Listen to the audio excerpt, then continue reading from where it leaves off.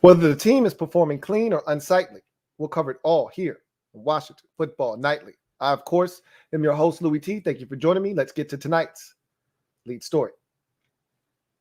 So, the last 24 hours has been a whirlwind amongst the fan base.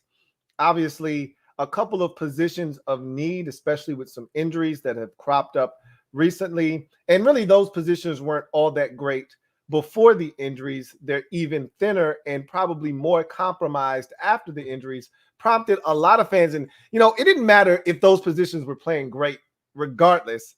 Every time someone is released, every time someone's name circles or surfaces on the trade in the trade avenues, this fan base gets up in a frenzy and wants to do something.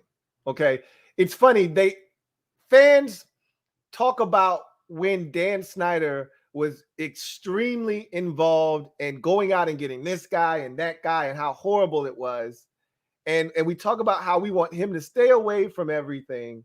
Yet every time somebody comes available, this fan base immediately wants to revert back to Dan 1.0, when it was Vinny and it was Dan and they were having a blast and they were firing up Redskins 1 and they were going up and picking up all of these free agents and bringing them to Washington.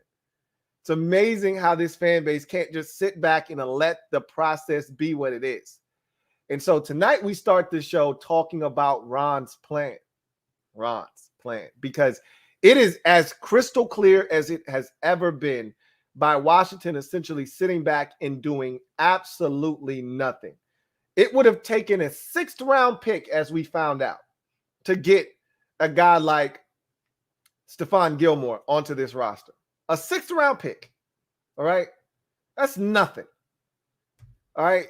We spent a 6th round pick last year on a long snapper in Cameron Cheeseman. Okay. You could have given up a 6th rounder if you really felt like it was something that you needed to do. Jalen Smith, I don't know what the details of his deal. I'm actually anxious to see what it's going to be in Green Bay, but it looks like he's going to end up in Green Bay with the Packers. Makes a ton of sense. They need help at linebacker. They're a Super Bowl contending team. It makes a ton of sense. And he doesn't have to sign an astronomical deal. And that's what I was saying with this situation with Jalen Smith, is he's still getting paid by the Cowboys. So whatever money he makes from his new team, it's actually house money. It's extra money on top of what his base salary was going to be for the upcoming season. So he's sitting pretty.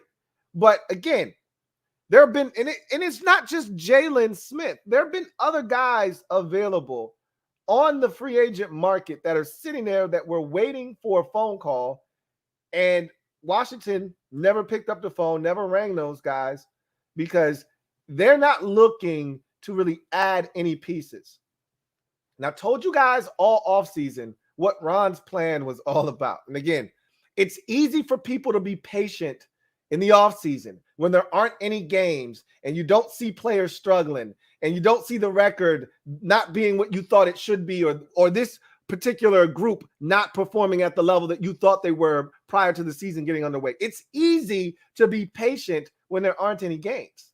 A lot of you were sitting here and some of you weren't. Some of you made your stance abundantly clear. I don't want to hear that shit you talking about, Louie T. I don't want to hear nothing about Ron's plan trying to win 12 games this year. And I get that. Okay? And I'm here for all of it. I want to win 12 just like you do. But I know that it's a process. I know that you can't skip steps. And it's rare that unless you already have the pieces, and that one of those pieces better be a quarterback. If you're looking to skip steps, you can skip steps in this league. But you bet that one of those pieces that's going to allow you to skip steps is an elite level quarterback, which we don't have. So if you don't have one of those, and we don't, then you can't skip steps. You don't get to skip one of the steps in the process. And for us, the first step was changing the culture. That was step number 1. You couldn't do anything else with a toxic culture. And so that's the first thing he had to do. He had to shed this team of dead weight, of bad contracts, of guys that didn't buy in, that guys that didn't want to be here, guys that were not producing at the level that they wanted them to prior to getting here, or guys that they just felt like were a little bit too old and weren't going to be in the time frame of where this team was heading. And so they needed to move on from those guys to get younger guys in those positions so that when this team was ready to win, those young guys would be ready to contribute. Step 2 of Ron's plan was to get younger, get cheaper, and to get more talent and depth. Okay. The first thing Ron did in year 1 was he acquired tons and tons of depth. Wasn't a lot of top line talent. Okay. Wasn't any upper tier guys that they were signing in free agency. But what they did do is they went out and got Wes Schweitzer. More depth on the offensive line. And we've needed Wes Schweitzer. Not only last year, we're using him right now as we speak. Okay. So they went out and got Wes Schweitzer. Wasn't sexy. Went out and got J.D. McKissick. I told you would love him. Wasn't sexy. Went out and got Peyton Barber. You didn't love him, but it wasn't sexy. But you saw what he did for us last year. Went out and got a bunch of guys. Logan Thomas. Okay. Went out and got Cornelius Lucas. Okay. So these were the guys that they were signing. Kendall Fuller. These were the guys. That was the best and the biggest free agent acquisition last year was Kendall Fuller. Went out and got a ton of depth. John Bostic was another guy that they added in the mix, or they brought back, I should say. His contract was up and they signed him to a new 2-year deal. So this is what they were looking to do, was provide this team with depth. Kevin Pierre-Louis was another guy they brought in last year. So Ronald Darby, they were looking to bring depth on board, and that's what they did, and it really benefited us last year. Okay, so you fast forward to this year. Now the next step in the evolution of Ron's plan is to learn how to win. All right, so we were supposed to be building off of what we did last year, and I don't think that because we've gotten off to this slow start defensively, the offense is taking a step forward. They've added all of this talent. They added more talent this offseason. Curtis Samuel, Adam Humphries, De'Ami Brown. So they've added more talent. Dax Milne to the wide receiver group. Ricky Seals-Jones to the tight end position. We'll see what Sammy's Reyes and John Bates offer us, but they added those guys to the mix as well. They added a tackle to the mix in Sam Cosmi offensively. And so you see where this is going. Jarrett Patterson to the running back room. So they added all of this talent to the offensive side, and you see what it's netting us. We've already, and I think the biggest acquisition, you know, and Ryan Fitzpatrick, obviously, but the biggest acquisition was bringing back Taylor Heineke, okay? Because that's what's spearheading this offensive attack that's giving us a chance that has us at 2-2 right now. Not the defense, obviously. So they went out, they made more moves to bolster this roster, to get it up to speed, to help them take that next step in Ron's plan, which is to learn how to win, to build all of the rest of the roster up, fill in all of the gaps. They still have more work to do. It's not a process that it meets its completion overnight. They're still filling in some of those gaps. There's still some gaps left to be filled in. Linebacker, still one of the biggest needs. I would love a game-changing, free-range free safety, okay? A guy that can range all around the football field. I still don't think we have that guy. I think we're limited at the safety position, even though Bobby McCain isn't bad, okay? You saw the play he made late in the ball game when they tried to go up top. If he wasn't there, that's a catch for Calvin Ridley over the top. So Bobby McCain isn't terrible, but he's a fill-in, all right? He right now is a bridge safety. We're looking to upgrade that position, I think, next season, along with some other positions. Maybe quarterback is on that list. We'll see. At the end of the day, Ron's plan is all about building this team for the long haul. He's not into short-term gains, okay? Which a lot of you are into short-term gains. I can't tell you how many times I repeated to people on socials that hit me up. Soon as those moves were made by those respective teams, the Seahawks, or excuse me, the Patriots, looking like they were going to release Stephon Gilmore and then ultimately trading him. But when you thought he was going to be released, I got so many ats, you know, at LouieTeeNetwork, and then they're retweeting something someone else posted, one of these Ian Rappaport, Adam Schefter's, and they're showing me, hey, what do you think? You know, and same thing with Jalen Smith. And I got so many ats on Jalen Smith. You know, we need to get this guy. And then on various socials, I'm getting DMs left and right. Hey, we should go after this guy. Hey, we need this guy. He's an upgrade over this, that, and the third. And half of you haven't even seen what these guys have been doing for the last year and a half. You just know a name, so you want him. So it's amazing how you guys are ready to just jump ship and go straight to the shiny new object. And that's not what Ron's plan is all about. If you go out and you get a Jalen Smith, he may help this defense right now, but more than likely, he's a one-year rental. That's why I want to see what he does with Green Bay. But more than likely, if I were him, I'm only signing a one-year deal with the Packers. You're renting me for 13 games. And then if you like what you saw during that rental, you can buy in the offseason when you can give me a long-term deal. That's how I would play this. This really could work to his benefit from a financial standpoint if he plays it right. And he's got to go out and perform on the field, obviously. But Ron isn't looking for a 13-game rental. And even if he would have played well here in Washington, it might have come at the expense of snaps for Jamin Davis, snaps for Khaleke Hudson, snaps for Cole Holcomb. These are guys that you guys claim you want to see. Yet, here's the opportunity for them to get on the field more, and you want to bring another guy in to stunt their growth and take snaps away. I don't understand that concept. I really don't. I've been dying to see Khaleke Hudson. Well, we're going to see him now. You want to bring in Jalen Smith. We don't know how good he is or how good he isn't, but I would like to see the guy that we think could actually help this football team. Lord knows I want to see more Jamin Davis. More Jamin Davis is a good thing for this football team. Whether he's making mistakes or he's making plays, he needs to play more. With this injury to Bostic, what do you think is going to happen? You go out and get Jalen Smith, that might not happen. So I don't understand what you guys really think is going to happen if you bring in a guy like Jalen Smith. Same with Stephon Gilmore. What do you think is going to happen? I think you would want to see more Benjamin St. Juste, not less. What do you think? They're going to sit down Kendall Fuller? That's not happening. You think they're going to sit down William Jackson III? Definitely not happening. What do you think is going to happen? The young guy's going to be the one that suffers. You want the young guys playing. That's what Ron wants. Okay? You didn't want to bring in a 31-year-old veteran corner to help this football team. We're not winning the Super Bowl this year. Ron's plan is about building a sustainable winner for multiple years to come. Not just this year and then go back to being 7-10 next year.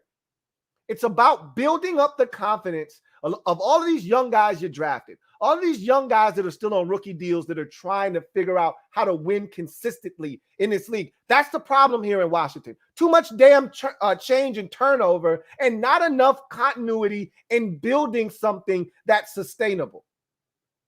When you keep chasing the new shiny object, you start to go in a different direction other than the path that you were heading down, which is what a lot of you can't seem to comprehend.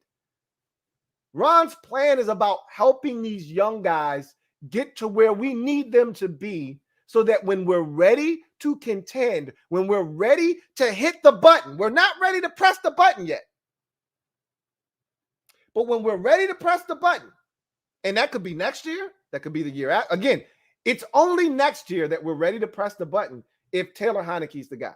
If he's not, then we're not ready to press the button for 2 years because you're going to have to draft your quarterback or go out in free agency and get your quarterback. Now, again, if you go in free agency and you end up with one of these big-time QBs, then we're pressing the button next year. Again, if you're not pressing the button next year, it's because you don't have the quarterback of the future. Then that means we're going 4 years into Ron's plan, and year 4 is when we should really be ready to make the kind of noise that some of you want to make right now. And I know a lot of you like, look, I've been waiting for 20 years. I don't want to wait another 2 years. Well, guess what? Tough titty. Okay, tough titties. You're going to have to wait. It's a part of the process. The worst, and I said this before, I've said it many a times. I'm going to continue to say it until my face turns blue because a lot of you need to keep hearing this, even though you don't want to hear this. The worst thing that happened to Ron, which we all were excited about, not all, I shouldn't say that. I was excited about it. I don't want to speak for any of you out there. I wanted to win the division. I wasn't one of those people that wanted the draft pick. Oh, we're going to lose draft position. Who cares? We're going to lose in the first round. Wouldn't you rather have a top 10 pick? No.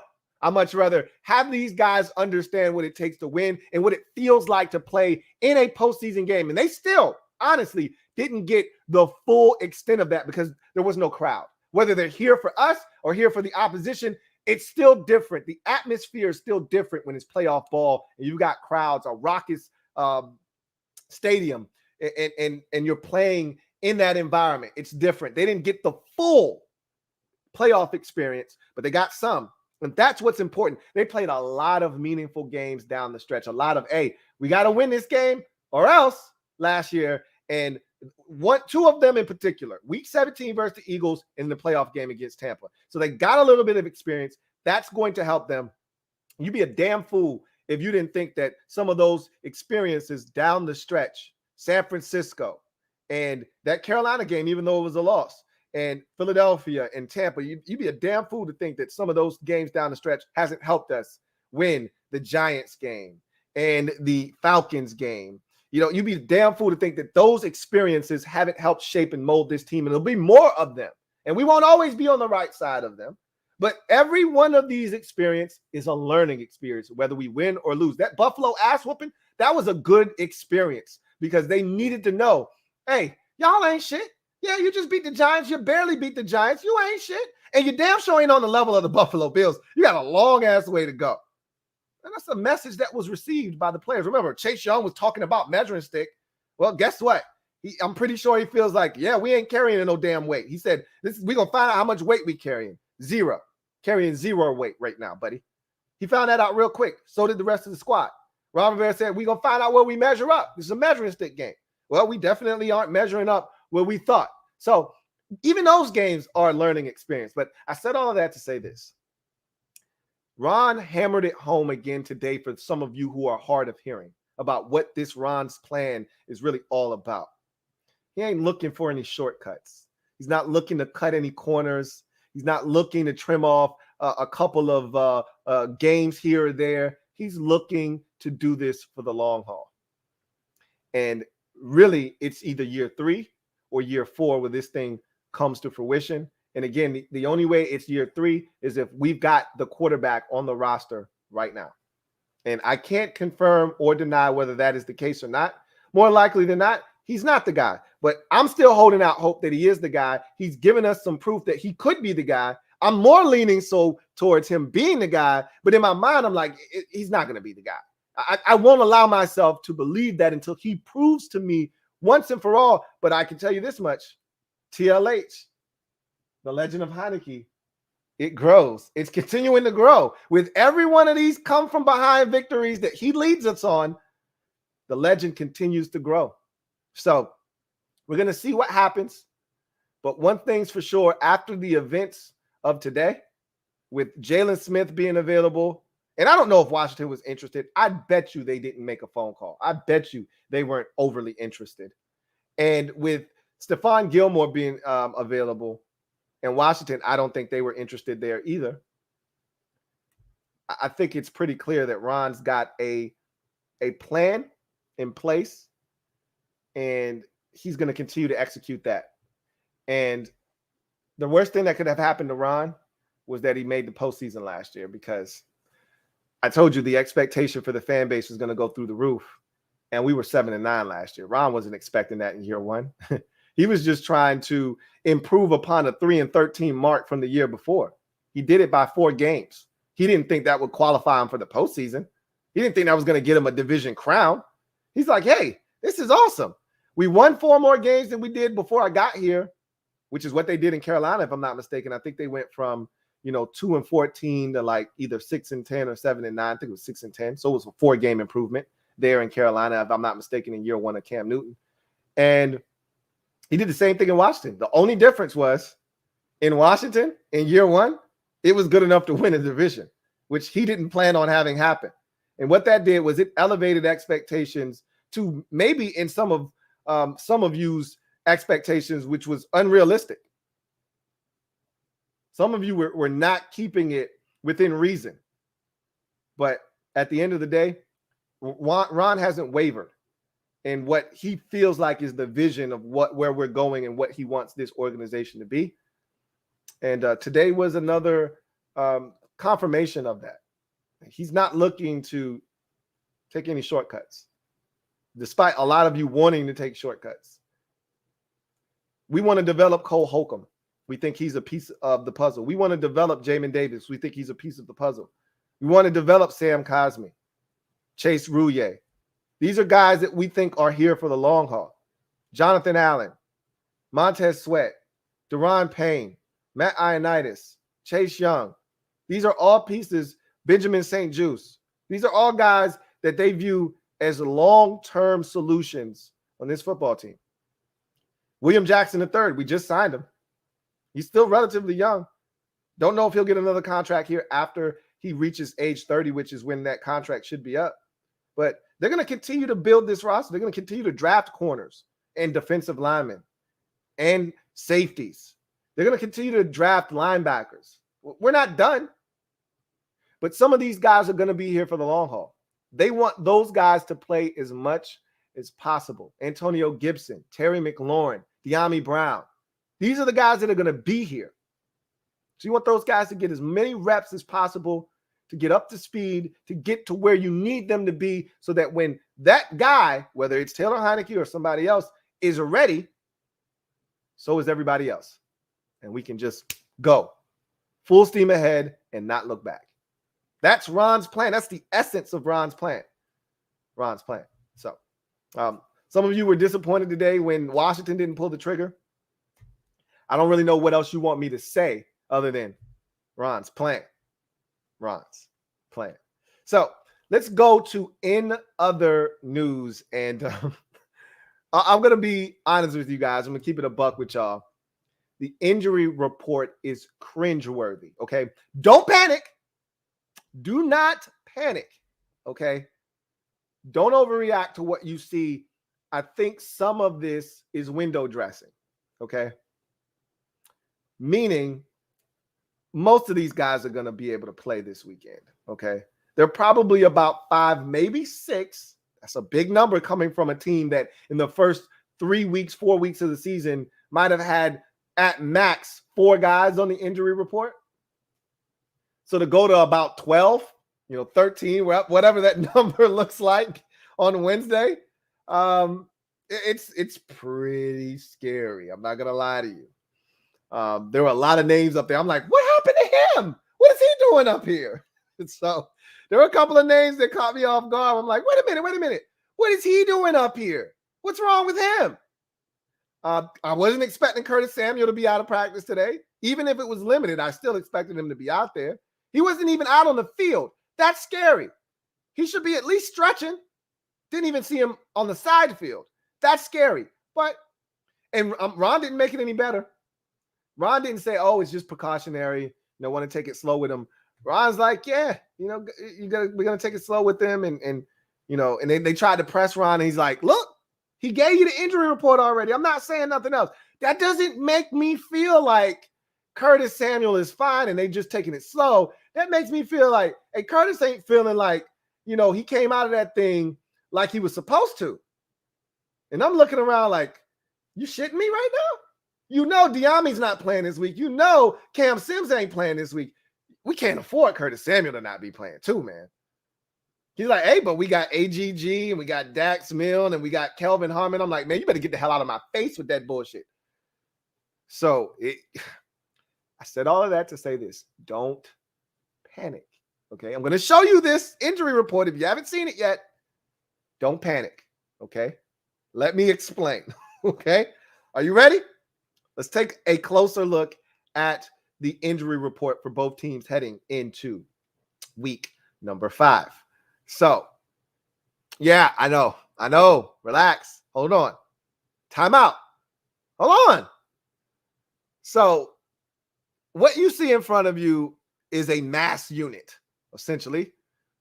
1, 2, 3, 4, 5, 6, 7, 8, 9, 10, 11, 12 guys on the injury report for Washington. Again, keep in mind, we had 1 guy on the injury report in week 1, Curtis Samuel. We had 2 guys on the injury report in week 2. We had 4 guys on the injury report in week 3 and 4. Now we have 12. So last week was a costly one. Now, with that said, let's first focus at the bottom of this injury report for Washington. Jonathan Allen, DeShazer Everett, Matt Ioannidis, J.D. McKissick, James Smith-Williams, and Benjamin St. Juste all were limited participants, okay? So you can cut this injury report in half, essentially, because most of those guys are going to be just fine. Jonathan Allen's going to play. Trust me when I tell you, he's going to be fine. DeShazer Everett, don't know the extent of his injury, but he practiced today. I'd like to think that he's going to be able to go. Ioannidis, we knew he was going to be a little iffy. He was a game time decision last week. He was able to play. I surmise that he'll be able to play again this week, especially being a limited participant. He may have the day off tomorrow, like he did last week, but I expect Ioannidis to be able to go. McKissick, ankle. Who knew, right? Didn't know that was an injury. Didn't know that at any point during that touchdown run, he was gimpy. But we wouldn't know. We were so excited. I know I was celebrating, so I wouldn't have been able to tell you had he got up limping. I was too excited. Apparently, he's got an ankle. James Smith-Williams, he's got a toe. That's scary because we already don't have a lot of depth on the defensive line. We can ill afford to lose JS Dub. So hopefully he's good. He was limited today. We'll see how he responds. And then Benjamin St. Juste, concussion, limited. That's a good thing. I think he's going to play this week, and we missed him dearly last week. So take those 6 guys out of the mix because I think all 6 of those guys are ultimately going to be available for us on Sunday versus the Saints. Now focus your attention on the top half or the first 6 names. These are the guys that we already knew about. So none of these are surprises, and that's leaving out one guy that's not listed here that's now on IR and Logan Thomas, okay? So we knew about Dyami Brown. He's not playing this week with a knee injury, okay? He's going to be out. Antonio Gibson shin, not surprised. He didn't practice last week on Wednesday. I'm not surprised he's not practicing this week on Wednesday. I wouldn't be shocked if he didn't practice tomorrow or he was limited tomorrow. Cole Holcomb's shoulder, remember, he left the game last week, and we said, hey, look out for Cole. He could be on the injury report. We're going to find out how significant that injury is. Sucks that he wasn't limited today, but I'm holding my breath and holding out hope that Cole Holcomb will be able to go. Hopefully tomorrow he's a limited participant, and then Friday he's a full go guy. We'll see. Curtis Samuel was the one that really blew me away because this morning when I woke up and they were at practice, and the first thing everybody's tweeting out that's there to the beat reporters is that Curtis Samuel isn't on the field. And I'm like, wait a minute, come on. What are y'all talking about? What are y'all saying to me right now? No Dyami, no Cam Sims, and now you're telling me Curtis Samuel might be banged up again?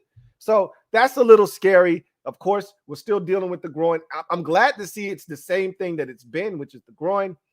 Now let's just see if they're just taking it easy with him, and he's not going to practice until Friday. Let's hope that it's limited tomorrow, and then he's a full go, or he's limited again on Friday, and he goes on Sunday. We'll see. That's the guy that I'm most worried about. Brandon Sheriff, knee, we know he's not playing this week. He got a sprained MCL. That was the report on Monday. So he's on the injury report, but he's not playing. Just like Dyami Brown's not playing, just like Cam Sims with his hamstring. He's not playing either. You can go ahead and rule out Cam Sims, Brandon Sheriff, and Dyami Brown right now. The 3 guys that have a chance are Gibson, Holcomb, and Samuel. So out of 12 names, this is why I told you don't panic. Out of 12 names, plus Logan Thomas makes 13, but he's on IR now, so you don't have to worry about him. Out of sight, out of mind. Out of 12 names, only 3 guys, I think, are legitimately already out. Not going to play this week. All the other 9 guys have a realistic shot of playing. So that's why I say, hey, don't panic. It looks bad. I know. But I think 9 out of the 12 ultimately will play. And I'm encouraged by that, or at least we have a shot at those guys playing. So I'm not as concerned, but 12 names on the injury report is very concerning. That is for sure. So we'll continue to monitor this all week long. Let's look at the Saints real quick. So Eric McCoy, their center, did not practice with the calf. That's one to watch. Teron Armstead, tackle, elbow, did not practice. Marshawn Lattimore, his hand, he played last week. He played the week before last. He's going to play this week. I don't even know why he's up there. I guess because he's still dealing with that hand injury. He has it in a cast. He's going to play. I wouldn't even concern yourself with him. The 2 that you should be worried about are Eric McCoy and Teron Armstead because the Saints have a bunch of guys on IR right now, including Michael Thomas and their pass rusher that they took in the first round 3 years ago. Davenport, Marcus Davenport. He's on IR right now. Armstead, I don't think he's going to play. He didn't play last week. He didn't play the week before. I think he's supposed to come back next week. So we may get a break with Armstead being out again. And McCoy, I don't think he played last week either, and I don't know if he's going to play this week. So they got a lot of guys out, just like we do. But you're not seeing them on the injury report because a lot of those guys are on IR right now, and Michael Thomas is on the PUP list. So they got some guys that are banged up. But 12 to their 3, it looks bad, but it's pretty even. And I'm telling you right now, I think 9 out of our 12 are going to suit up on Sunday. So don't panic, but it doesn't look great. I understand that totally. So let's talk about what all of those injuries mean for the roster, and then we'll go to social media maneuvers and allow you guys to take over the show. So what those injuries mean for this team is that you have to shuffle around some things. So, for instance, Logan Thomas is placed on IR. So that's a roster spot that was freed up. So they fill that roster spot with Jace Sternberger. So remember, yesterday we had 2 guys be placed on season-ending IR. Torrey McTyer at the cornerback position, John Bostic at the linebacker position. They filled those 2 spots with respective players at those positions. Jordan Kay at linebacker and Danny Johnson at cornerback. Now you have a tight end go off of the roster in Logan Thomas on the short-term IR with a hamstring. And they're saying that it's about a 4-week injury with him. And so Washington goes out and signs Jace Sternberger off of the Seattle Seahawks practice squad. So he's on the active roster. You can't sign another guy of another team's practice squad and then put him on your practice squad. You have to elevate them to your active roster. So he's on the 53-man roster as Jace Sternberger, which gives us a grand total of 4 tight ends, which I find it hard to believe that we're going to carry 4 tight ends on game day. So what that really says to me is, who's the odd man out? For this week, I think it's Jace Sternberger, right? Like he literally just got here. How much could he possibly know? I think they're going to roll with Samis Reyes. And as I mentioned on the podcast earlier today, Ron essentially gave Samis his word, like, hey, bro, be ready. And then, essentially said, hey, you're going to get an opportunity. And he told the media, Samis is going to be up this week, essentially. So I wouldn't see Ron going back on his word. That said, how much does Samis give you? How confident? If Samis instills confidence in them this week, then Sternberger may never see the field. If Samis doesn't instill confidence in them and they're like, oh shit, he's really not ready, then they may expedite Jay Sternberger's appearance on the roster, the active roster on game day, on the game day roster, and we may see him in week number 6 versus Kansas City. So I think that's going to be the determining factor. But I think this week your 3 tight ends are going to be Ricky Seals-Jones, John Bates, and Samis Reyes. I think Jay Sternberger is like on deck in the event that A, somebody goes down, or B, Samis looks lost out there and isn't ready to contribute at this current juncture. So, a lot of interesting things going on. Washington also brought in running back Richie Bonifad, who was a running back for the Carolina Panthers when he was there. I'm not a big fan of his. He played at Louisville. He's a solid running back, but he doesn't really move the needle for me. This Reggie Bono, I think it was Bonifad. Yeah, trust me, I'd much rather roll with the backs we already have, but just the fact that they're sniffing around lets me know that this lingering injury situation with Antonio Gibson is on their minds, and they just want to be prepared in the event that, he can't go one of these weeks. So anyway, I digress. Let's get to social media maneuvers. And I just want to say this too. We heard from a lot of guys today, heard from Terry at the podium, heard from Taylor Heineke at the podium, heard from Ron, heard from Landon Collins at the podium as well. So a lot of guys spoke. Nothing really impactful was said today, but a lot of promising comments made.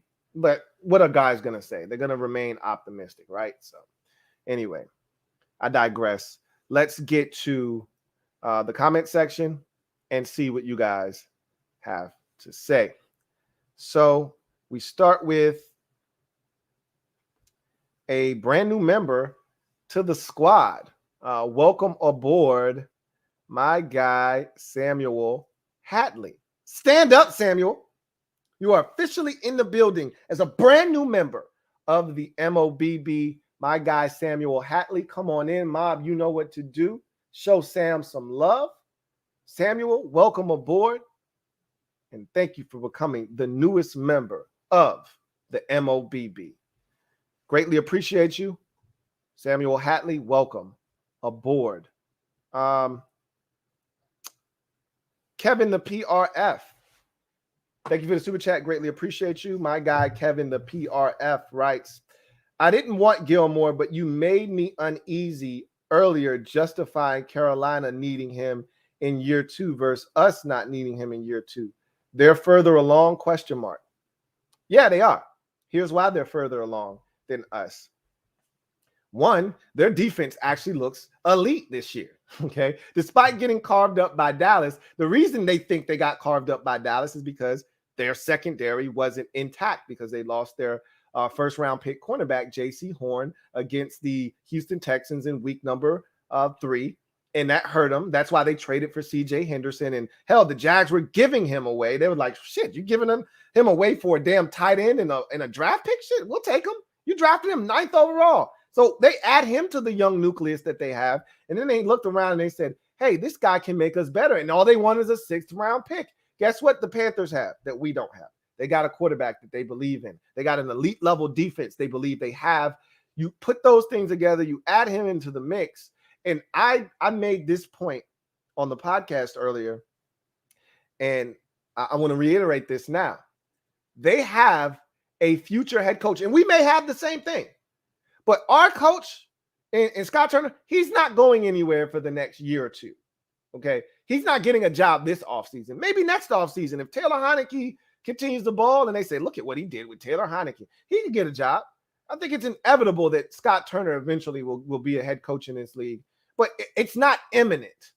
Their offensive coordinator in Carolina, he's going to be a head coach. I think I was talking about him potentially being a head coach this last offseason. He's going to be a head coach this offseason. I fully believe that coming up. So in their head coach's mind, I don't know what the future holds, but I know we got our offensive coordinator here, and we got this nucleus of players together for this year, and I think we can turn the corner right now. I think we can take that next step. We can push for the postseason and make some noise right now. So why not do it? And that was their thought process, because they think, hey, we got the quarterback of the future right now. So let's build with him right now. Defense is howling out here. They'll get back to carving up teams defensively this upcoming week against Philadelphia. I think that defense, if they stay relatively healthy, I think that defense is going to be really nasty this week against Philadelphia. So in their mind, they're saying, we got Joe Brady over here as our OC. I think he's leaving us after this year. So we don't know how good we're going to be on offense moving forward. So we got to take advantage of this while we got it. Our offensive coordinator ain't going nowhere. Scott Turner's going to be here. There's no rush. We don't know if Taylor Heineke's the quarterback or not. They look at Sam Darnold and what he's doing, and they say, we got it. We figured it out. We good.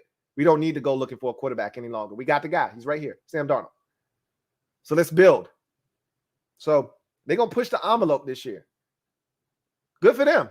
But that's not where we at. We're not there yet. So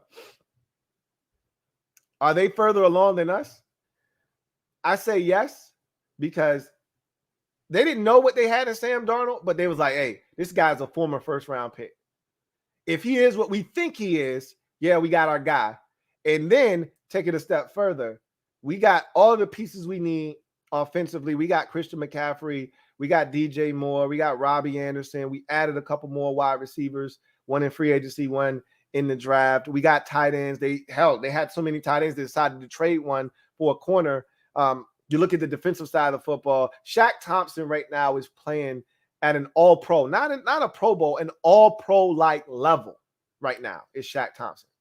So that defense playing ball. You know, they got Jeremy Chin back there at the safety position. They got corners for days now. You know, that was the thing that they were worried about with the injury to J.C. Horn is, do we have enough depth at corner?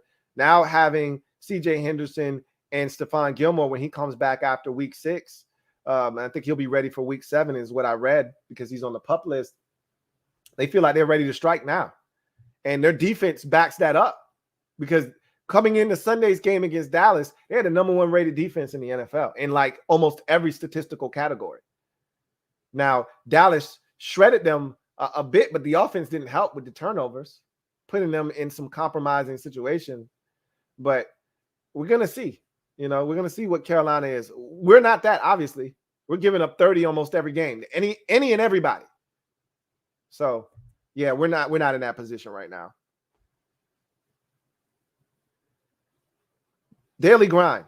Thank you for the super chat. Greatly appreciate you. My guy, Daily Grind, writes, Lou, you want to know why we want all the shiny new toys everyone else has already played with? It's simple. We're desperate. Ron's plan better work. I understand that desperation, right? But this is the thing. Insanity, the definition of insanity, what I've been told at least, can't confirm nor deny this. Because sometimes trying the same shit over and over again, if you think you're making headway, maybe, just maybe you'll break through eventually. But a wise man once told me the definition of insanity is trying the same thing over and over again and expecting different results. Haven't we tried the new shiny toy thing over and over again? Where has that gotten us? I mean, that's my biggest thing is we've tried that before. Not once, not twice, but 87 times. We've tried that. We've tried the new shiny object. Hey, bring him to Washington. We tried that. It's failed every time. We even tried it with coaches. Steve Spurrier. Bringing back Joe Gibbs 2.0. Mike Shanahan. We've tried this over and over and over and over and over and over again. Players, coaches, it doesn't matter. GMs, Scott McLuhan, we've tried it. We've brought in the new shiny toy. It never works here. So let's try something different. Patience, process, building. Let's try that. That seems to work for a lot of teams around the league. But in order to have that work, you have to have patience. I can't guarantee you that Ron's plan is going to work. All I can tell you is that let's see where this takes us. Because we know the alternative hasn't worked in Washington for decades. So let's just see where this goes. It's not going to kill us. Shit, we've been waiting for 30 years. What's another year or two going to kill us? What's that going to do to us? That's all I'm saying. But I get it. Some of you are less patient than others. And you're ready, you're starving, you're salivating for a winner. I am too. But you know what I want more than anything else? I want to be in that conversation every year, not just 1 year. We've done the one-off thing. We're the kings of that. 2005, 2007, 2012, 2015. We're the kings of the one-off. That's why if we don't do anything this year, it'll be disappointing. It'll be a step back. Now, if we go 9-8 or 10-7 and we miss the postseason, I won't be mad at that because that's a step in the right direction. But if we reduce ourselves back to 7-10 or 6-11, yeah, that's disappointing. Even though you made the playoffs at 7-9 last year, still disappointing because you're going in the wrong direction or you're running in place. I just want to take a step forward. And the only thing that will make me feel like we took a step forward is 9-8 or better. 8-9, it's not 500 because of 17 games. It's still less than 500. Technically, it's an improvement over 7-9, percentage points wise, but it's not much. But beggars can't be choosers. With the schedule we have, if we get to 8 wins and we can't get any better than that, I probably won't be that upset with that. But at the end of the day, I'm real about the situation and the task that is in front of us. Again, I didn't count on this defense being this bad, but they can improve. We'll see if they do or not. I'm not holding my breath. But at the end of the day, I'm a part of the process. I want to see this thing through. I really do. Thank you for the super chat, Daily Grind. Derek B, thank you for the super chat. Greatly appreciate you. Thank you for being a member of the MOBB Daily Grind. Thank you for being a member of the MOBB. Thank you for being a member of the MOBB, Kevin the PRF. And thank you for being a member of the MOBB, Derek B. All of y'all stand up.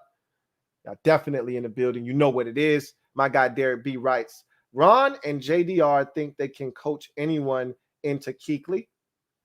I don't know if that's the case. I know what they want are the workable traits. You can't coach a guy into having the kind of speed and physicality and instincts that Luke Kuechly had, the feel for the position. You can't coach that. But what you can do is you can coach a guy into having the work habits and the study habits. You can help instill that in a guy. Hey, this is what you got to do to take it to that next level. You got to watch film like this. You can't teach 6'3", 6'4", 235, 240 running a sub 4.4. You can't teach that. Either you have it or you don't. That's why Luke Kuechly was a first-round pick, a top 10 pick, as a matter of fact. Because the guy had everything you were looking for. I'm not saying that they have that guy on the roster right now, but at least have the workable traits, which Jamin Davis does. Now it's a matter of him getting it. And everybody doesn't get it at the same rate. You know, I think Luke Kuechly was one of those dudes came in and he immediately got it. You know, he's one of those savants, one of those guys that just come in and they immediately, like Darius Leonard. Year one, Darius Leonard was a maniac. That's how he got the nickname, Maniac.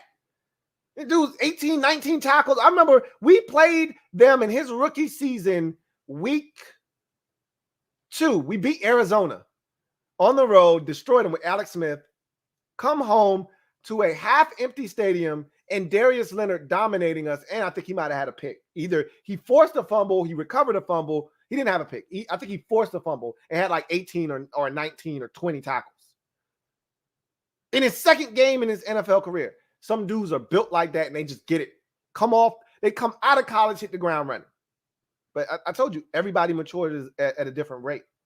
So I don't know if they think they can coach anybody into Kuechly, but you got to have the workable traits first before we can even get to that point. I can't take a slow, unathletic linebacker and make him into Luke Kuechly because you don't have the traits. But I could take Jamin Davis and potentially mold him into Luke Kuechly or Shaq Thompson because you got the traits. So I think that's what they're more concerned about right now. Daily Grind. Double up. Thank you for doubling up, Daily Grind. Greatly appreciate you. My guy, Daily Grind, writes, Lou, you say all we need is to drop a QB in to put us in the running, right? Who would you rather have? Wilson, Rodgers, Carr, Watson, draft a QB, or which all of those options are greater than a 2-year plan, essentially is what he's asking. If you gave me the option right now, I'd take Aaron Rodgers. I just think he's better than all of those other guys. I mean, I take Watson, obviously, if he was in the mix. He's not even in discussion for us. I've already said that. None of those guys really are. So this is a hypothetical. So I won't even approach it from the mindset of it'd be Watson. Hands down. Not even close. He's the youngest of all of those guys. He's got tremendous upside. And if you got Watson, you'd have a quarterback for the next 10, 12, 15 years in Watson.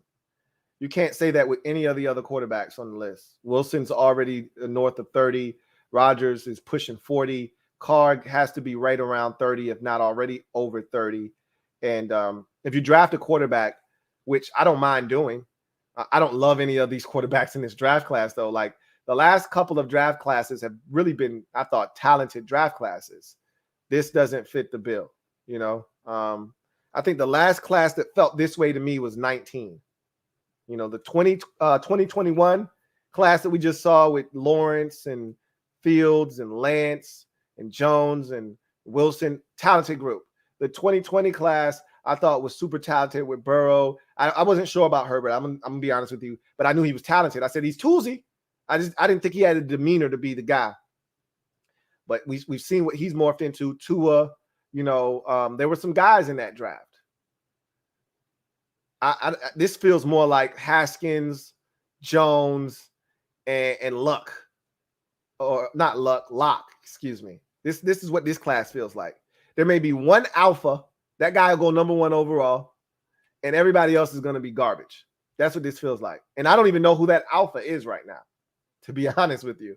None of these guys really moved the needle for me whatsoever. So this isn't the year. I think this is not the year you really want to need a quarterback, I don't think. So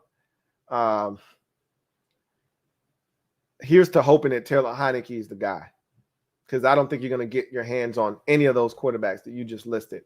The only one that might be available this offseason coming up is Aaron Rodgers. And Aaron Rodgers doesn't want to come to Washington. I think he wants to go to the West Coast. I've heard that if he were staying on the East Coast, a team like Pittsburgh might be intriguing to him.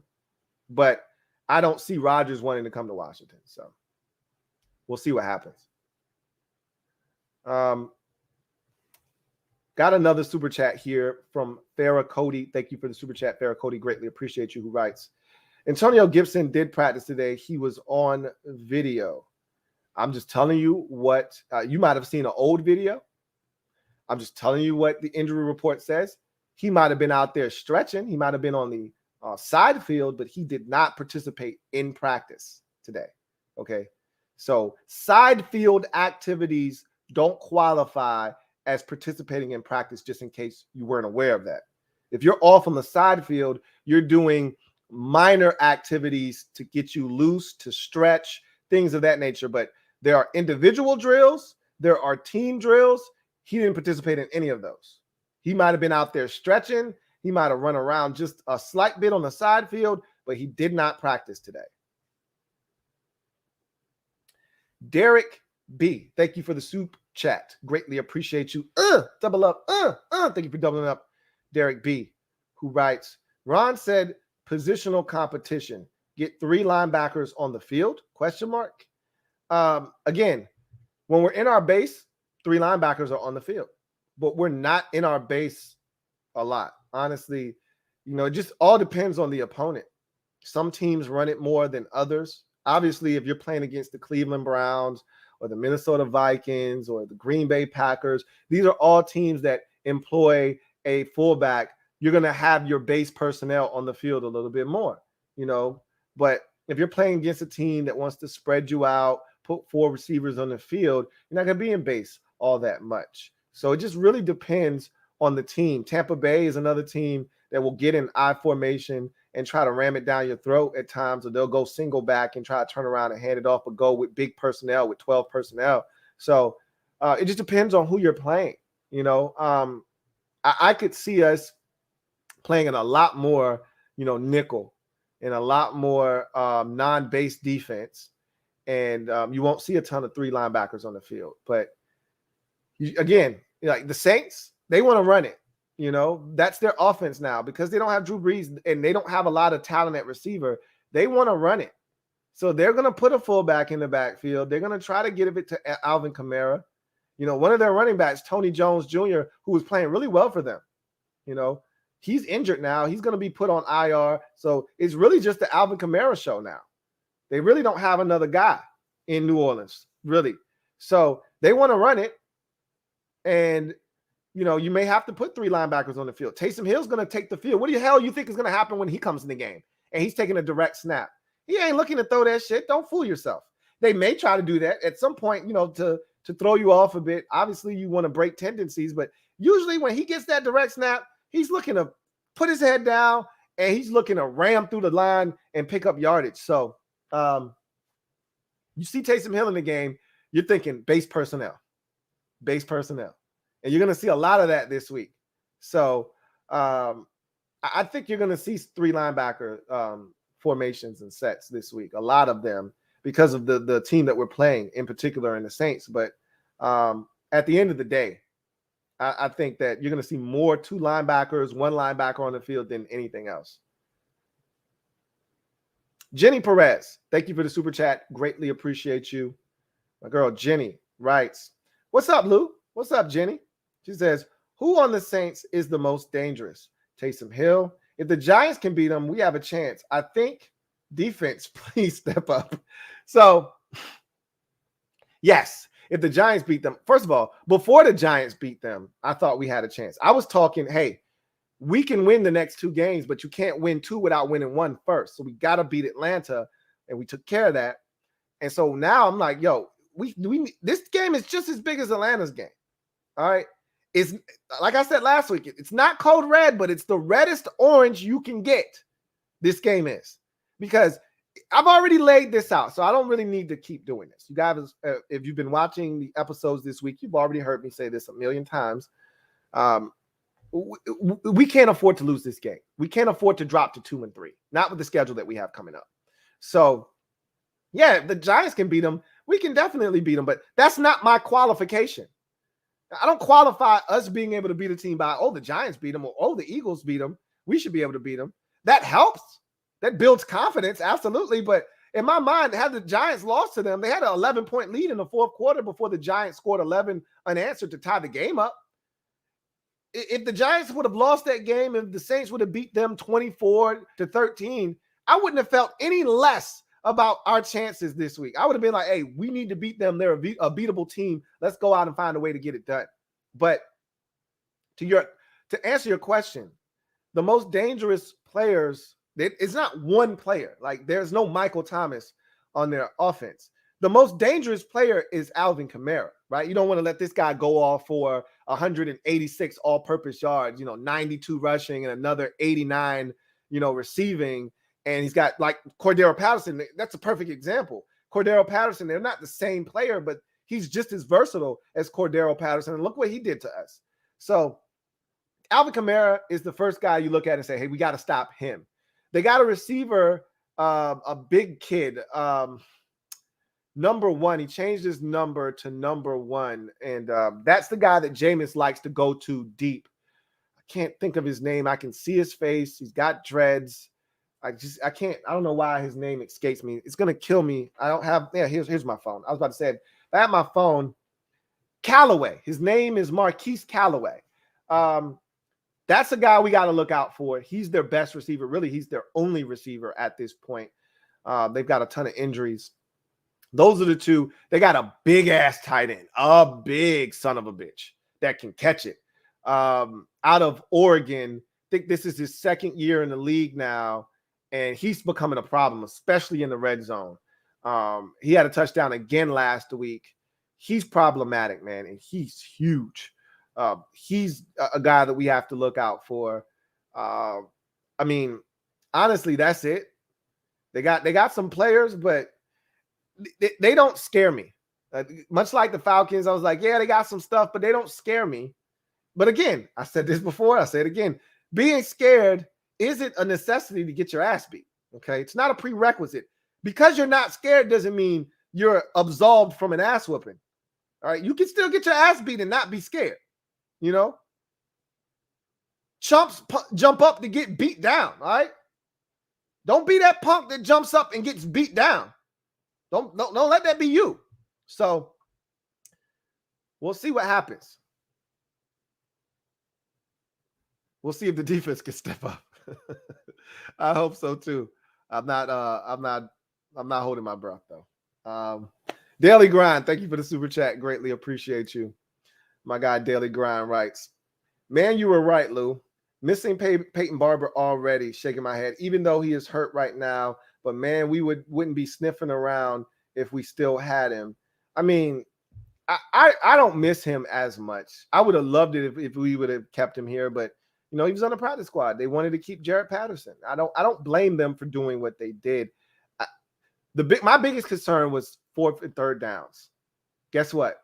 We failed on 4th down against the Falcons. The second possession of the game, turnover on downs because we couldn't convert. But that I don't even know if Peyton Barber gets that because Eric Flowers got beat like he stole something by Grady Jarrett, who's one of the better interior defensive tackles in the league that doesn't get enough credit. And he made a play. I don't know if Peyton Barber, runs through that tackle and still powers his way to a first down. In my fairy tale land, yeah, Peyton Barber gets that first down. You know what I'm saying?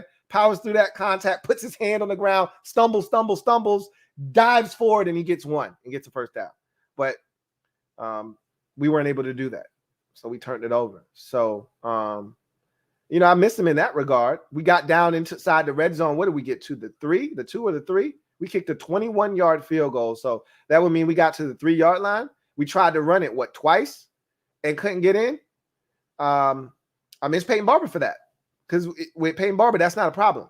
He's going even if he's got to jump over a dude, as we've seen him multiple times, at the line of scrimmage, hop over a guy and then press forward, he's going to do it. You miss him in those types of situations. But I think they also had J.D. McKissick in too, which I'm like, hey, I love me some J.D. Unless you're spreading them out and trying to run, put Antonio Gibson in the game, please. Thank you. You're going to try to get big. You try to run in a big boy formation in 12 or 13 personnel. Don't come with J.D. McKissick. I think it was 12 personnel, but come on. Let's do the right thing here. It's Antonio Gibson time. Anyway, I digress. See if we got any more super chats. And we do. This one is from Trevor Patch. Thank you for the super chat. Trevor Patch, greatly appreciate you. Thank you for being a member of the MOBB. Greatly appreciate you. Trevor Patch writes, with Logan out, I want to see more Terry, Curtis, Gibby, and JD on the field at the same time with some creative motioning of who's in the backfield. You're going to get that. Like, that's what Scott Turner does already. I mean, how many ghost motions do we get? I'm waiting for them to hand the ball to one of those dudes on the jet sweep. That's what I'm waiting on. Shit. How many times we going to send dudes in ghost motion and just have them be eye candy? One of these times you actually got to snap the ball to him coming in motion, or you got to hand it to him, or you got to toss it to him. You got to do something. But there's always constant motion in the offense. And I think you're going to see with no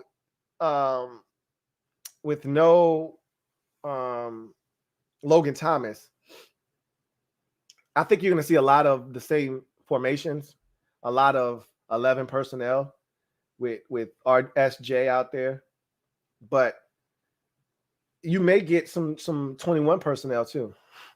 That's very possible. I mean, you could get some 20 personnel. Without Logan, there's no reason to always have a tight end on the field, right? Like you don't have to have Ricky Seals-Jones, especially if you know you're throwing it. I could see some 20 personnel. Highly unlikely though, but I could see it. We don't get that very often because no matter what, it seemed like Logan was always on the field, no matter what we were in. So you're always going to have a tight end, but I can see us going some 20 personnel. Obviously with Diami out, it would probably be your 3 receivers would be, if Curtis plays, Terry, Curtis, and Hump, and then your 2 backs in the backfield. But I don't think they want to put those 2 backs on the field together too often because you want to have a fresh one ready to spell the other. So I think they're selective as to, how many times in a row or when they pick their spots to put both of them on the field together, which I get.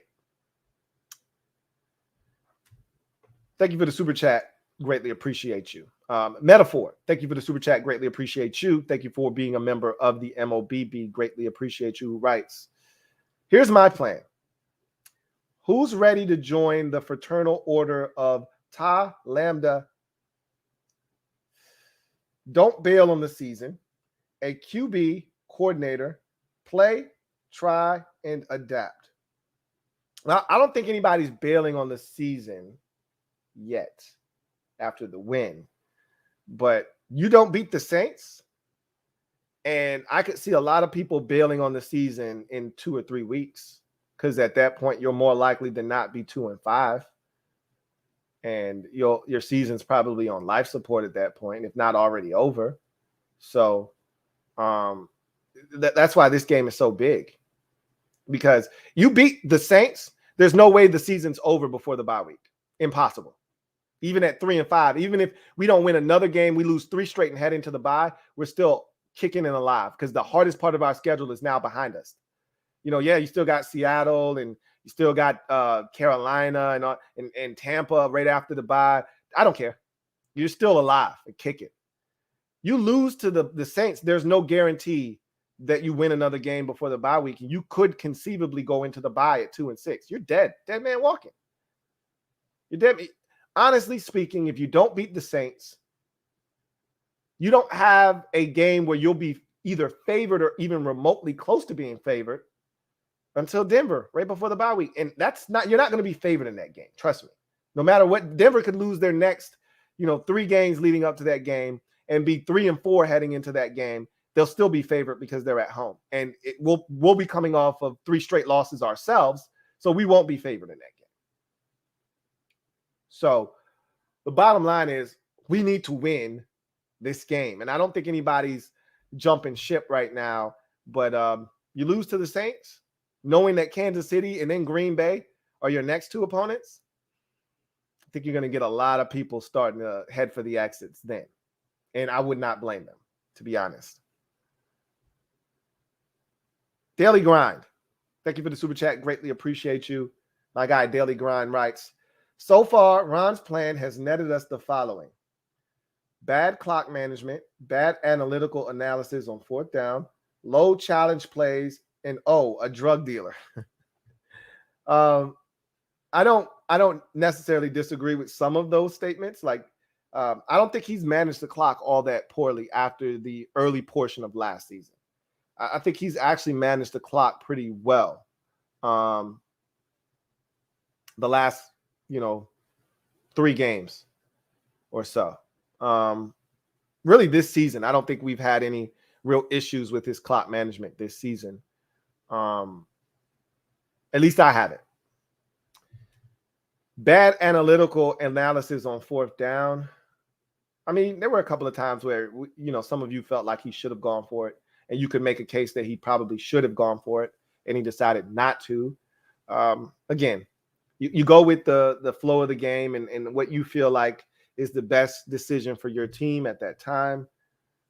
So I mean, I don't know if his 4th down decisions have been the best, and I don't know if some of the play calling on 4th downs have been the best, but that's debatable.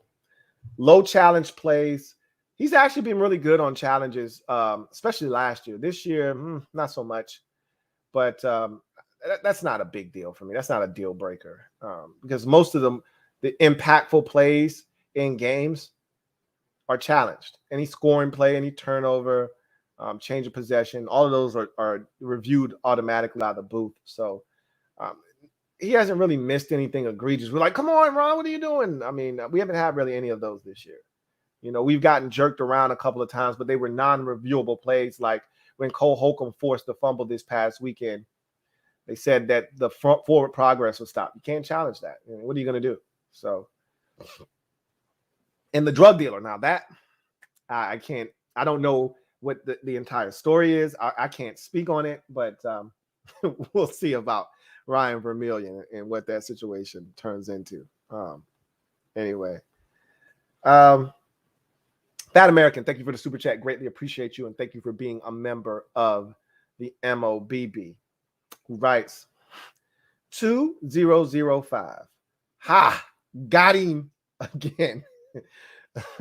I've come to expect that. I mean, you've done it in so many different ways now. I'm looking forward to it. Seeing how you can be creative and get to 2005 yet again. Anyway, Stephen Grinkley, thank you for the super chat. Greatly appreciate you. Stephen writes, I'm glad Ron doesn't listen to the fans on Free Agent Matters. We would have never found Cameron Curl. I'm guilty of that. I thought it was a terrible pick. Everyone was screaming for either Earl Thomas or Eric Reed.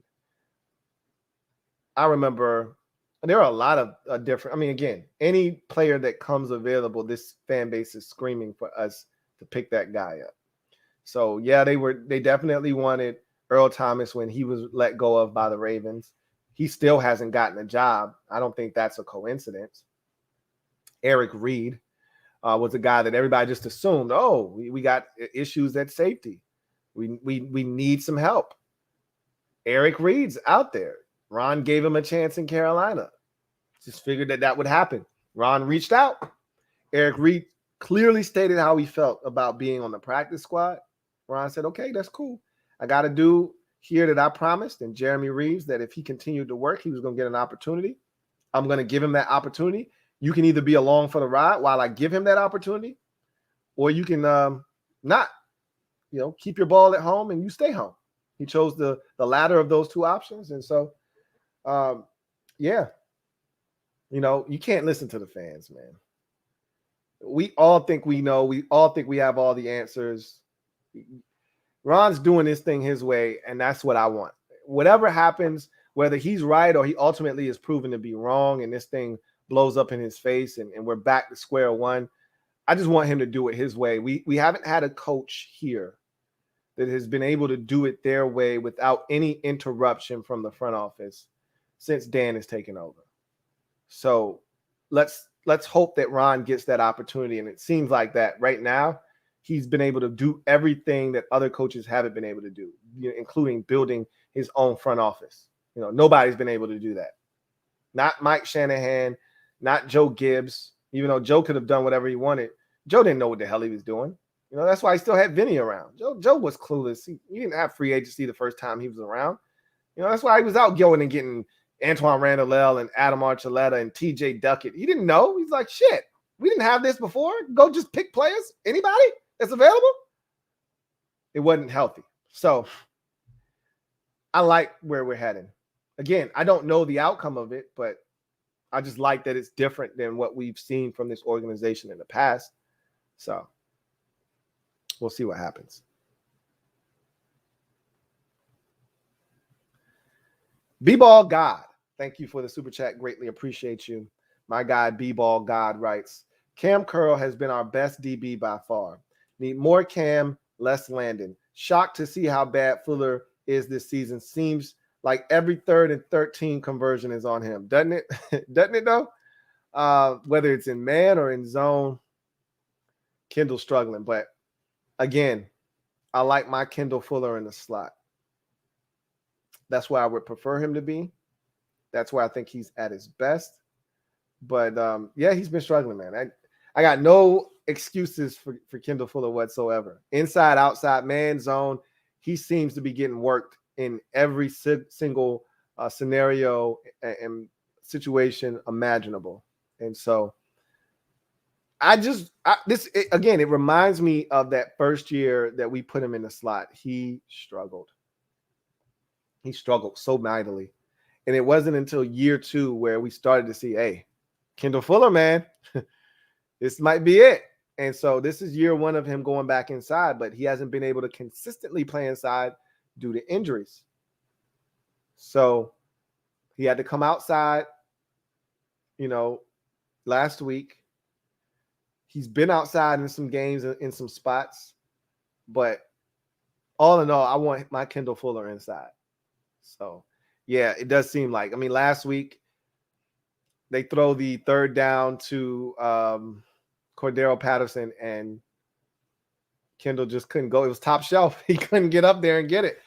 And he's another one of these dudes that really doesn't locate the football all that much. He just plays the receiver. But when you think you're beat, when you're playing that trail technique, it's hard to get your head around if you're not really confident in where you are, in phase-wise. So, yeah, I've been disappointed in Kendall Fuller myself. Fat American, thank you for the super chat. Greatly appreciate you. Double up. Thank you for doubling up, Fat American, who writes, hot take.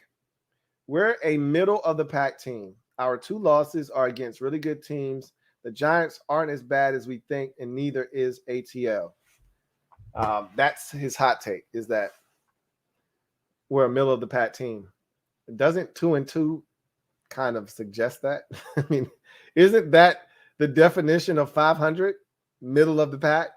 So, yeah, the Chargers are 3-1. We lost to them. The Bills are 3-1. We lost to them. There's no shame in the 2 losses. I don't think it's the 2 losses that have everybody in an uproar. It's the defense and the way we've had to win games against teams that we don't think are all that great. And coming into the game that they played against us, we're struggling, especially on the offensive side.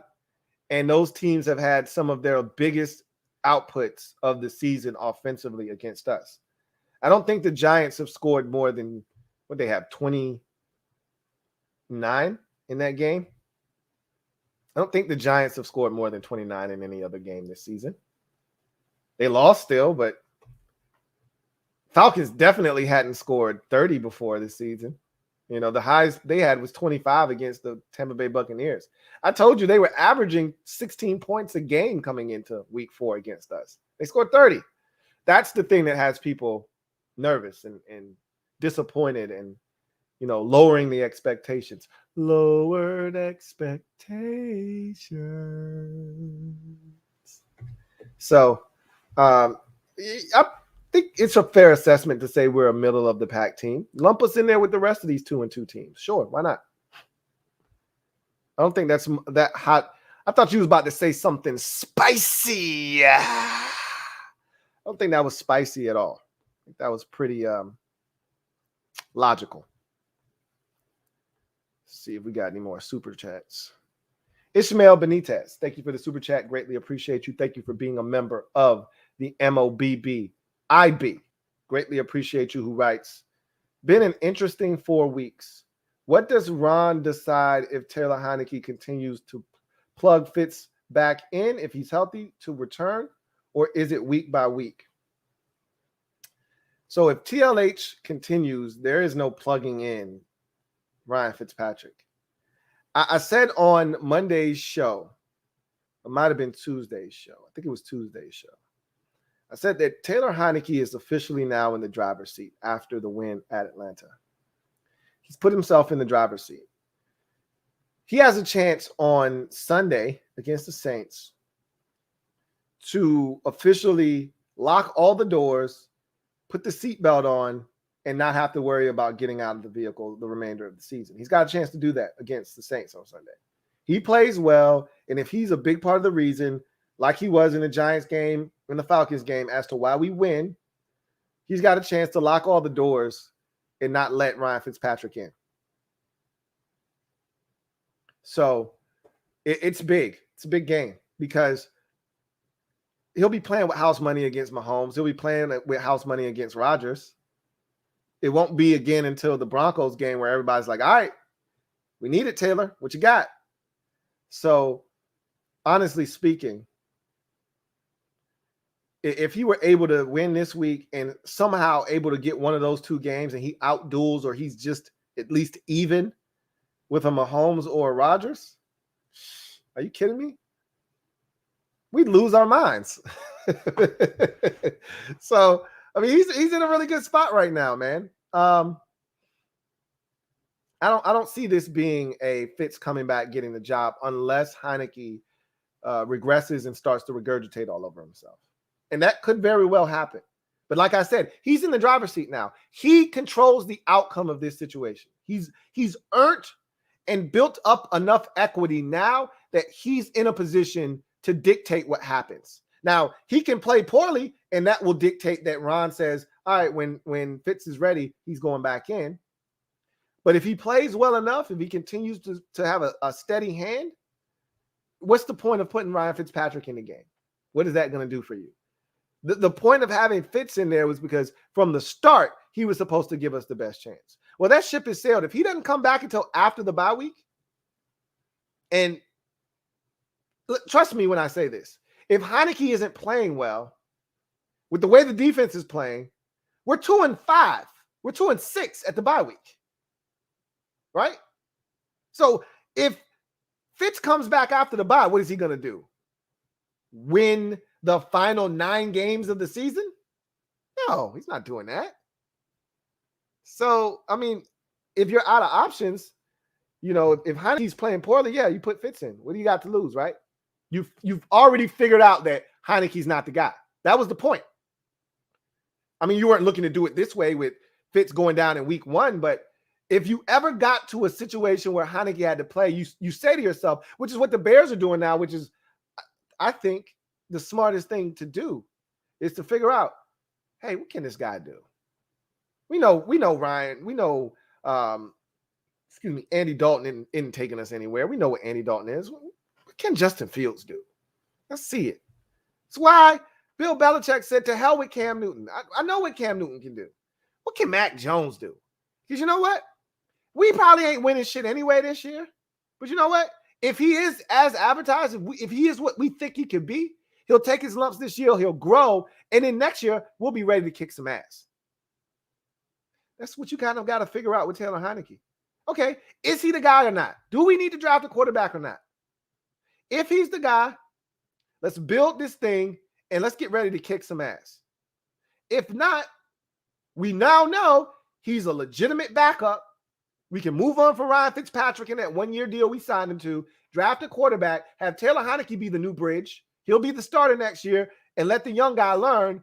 Or you could just say, hey, young fella, get in there, and Taylor Heineke is his backup. But you need to find out. You need to find out. I wouldn't be shocked if this is the last year of both Kyle Allen and Ryan Fitzpatrick. The only way it's the last year for Kyle Allen is if Heineke proves that he's nothing more than a backup. He can't be the starter.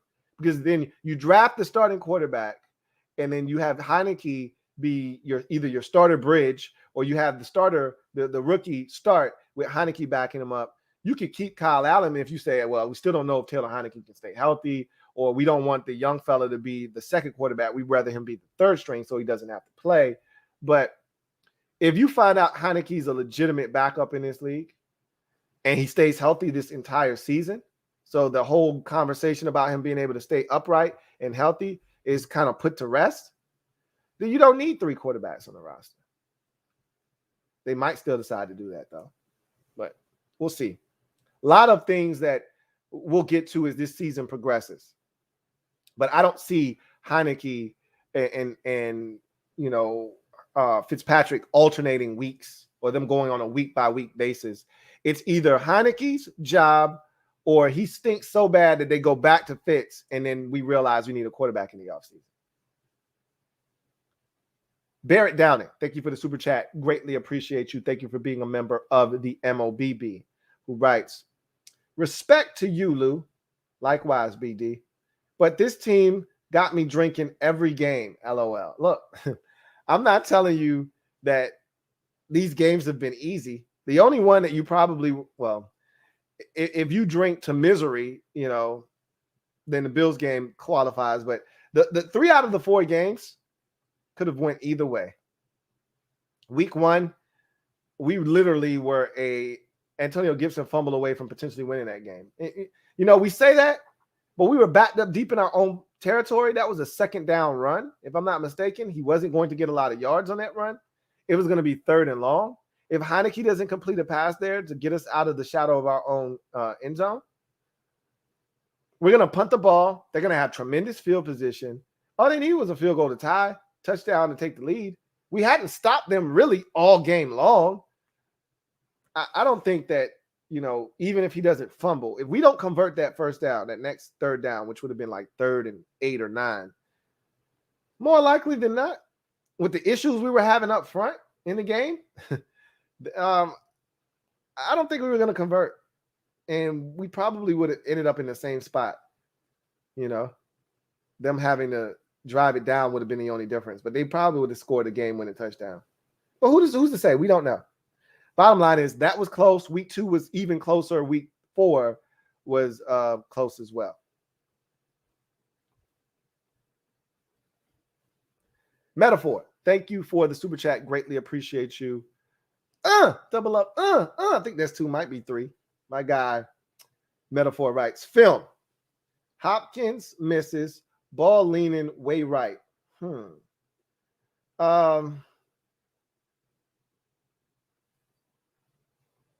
Maybe that was a holding issue. Was it on both of them? So, because that would be something that those guys would know. Like, Hop doesn't like the ball leaning this way, or, he likes it a certain way. Most of these guys have idiosyncrasies, and the snapper, the holder, they know these things. So they try to, get the ball in a position that makes the kicker, comfortable. And there's probably not a lot of restrictions as to, what you can or can't do as a holder, other than, hey, make sure you get them laces facing out. Other than that, hold it up straight, get the laces out.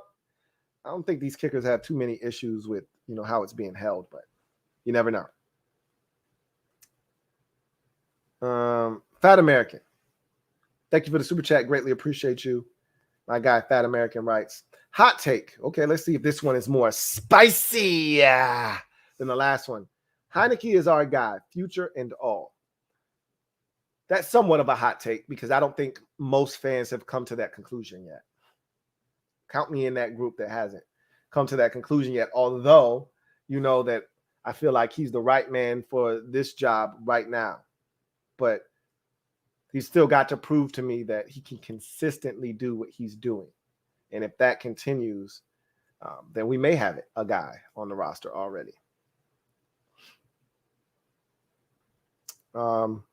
Trevor Patch, thank you for the super chat. Greatly appreciate you. Double up. Thank you for doubling up. Who writes, when does Dallas have their season meltdown? What percentage do you think it comes down to us versus them fighting over it in December? Any family shows coming up? When do they have their meltdown? I don't know if a meltdown comes. This could be one of those 12-5, 13-4 Dallas seasons. There's a stretch of games coming up for the Cowboys here. This first one is against the Giants. I want to see how they handle that. They destroyed the Eagles, and now they got another home game, this time against the Giants. I want to see how they handle that. But then I think it's a little pocket there after that game. We've all just kind of dismissed their schedule as being soft. There were a couple of you out there that said, hey, I don't see why their schedule is soft. They've got some losable games on their schedule. And I agree, there are some losable games, but they'll be favored in all of those games, which is why we feel like they should win them. That said, let's go to the Cowboys schedule real quick. I don't think there's a meltdown point of their schedule, but I do think there are losable football games. So they're home for the Giants this week. They should win that game, but we'll see. It's family business. At the Patriots, I could see them losing that game. I also could see them dominating the Patriots and winning that game going away. The Patriots don't have a prolific offense, but similar to what the Chargers were able to do to the Cowboys, which is, slow them down on the scoreboard, force a couple of turnovers. I can see Belichick, conjuring up some defenses that give Dak Prescott a little bit of trouble, force a couple of turnovers and make that game a little bit closer than it needs to be, but I don't see it happening. Then they're at the Vikings on a Sunday night. That's a losable football game. Despite what I think about the Vikings, Vikings are very capable of beating Dallas. Then they're home for the Broncos. Again, another losable game. I think they're going to dominate the Broncos. Then they're home for the Falcons. Again, another winnable game. Do you see where I'm going with here? This is the stretch of games where I think it could get interesting for Dallas, however. Okay, you asked where was the meltdown point. Here is where it could take place. At the Chiefs, then they got a short turnaround, a short week, Thanksgiving, home for the Raiders. At the Saints on a Thursday night the following week. Then they're at Washington the week after that. So we get Dallas after they've got 10 days off. But in that stretch, they've got 3 out of 4 games on the road, at Kansas City, home for the Raiders, at the Saints, at Washington. That's the window right there. If we're within striking distance, that's when we got to make our move. And then to make matters worse, or better for us, worse for them, or vice versa, we play them, and then 2 weeks later, we play them again in Dallas. So we can make up some ground there if we're close enough within striking distance. But we put ourselves in a position where we may need help by the time those games get there. So we'll see what happens. We'll see what happens. But I don't know if there's a meltdown point of their schedule. All I'm hoping for is that there's a loss here, there's a loss there. I'm not looking for them to lose, 3 out of 4. That would be considered a bit of a meltdown. I would be glad if it happened, but I don't see it happening. Not with that schedule. The 3 out of the 4 could come in that instance that I gave you, that little pocket that I gave you, of at Kansas City, 4 days later, home for the Raiders, a week later on the road on a Thursday night at New Orleans, and then 10 days later at Washington. That's when you may be able to see them falter a bit. But if they're the Cowboys that I've come to know and love, then this could be one of those hot seasons. They'll beat the Chiefs. They'll beat the Chiefs. They'll beat the Raiders.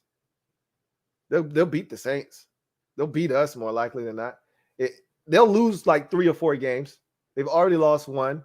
They'll lose 3 or 4 more, but they'll win the games you don't expect them to win. If it's one of those seasons, like Dak and Zeke's rookie season. But I'm banking on them losing a game or 2 in there that, we didn't expect them to lose, like at New England or, home for Denver, and wetting a bet against one of these teams that can play some defense, that can ground them and hold them to 17 points and make it interesting. But we'll see. Percentage chance that it comes down to us and them. If it's not us and them, it's just them. Nobody else in the division is going to make Dallas work for it. It's got to be us. So these next 4 games are going to help determine what that percentage that you're looking for is. I guess in conjunction with what Dallas does over their next 4 as well. But to be honest with you, we don't beat New Orleans, that percentage takes a nosedive. So hard for me to say right now. But we beat the Saints. I put it at 55% if we beat the Saints. We don't beat the Saints, I put it at 25%.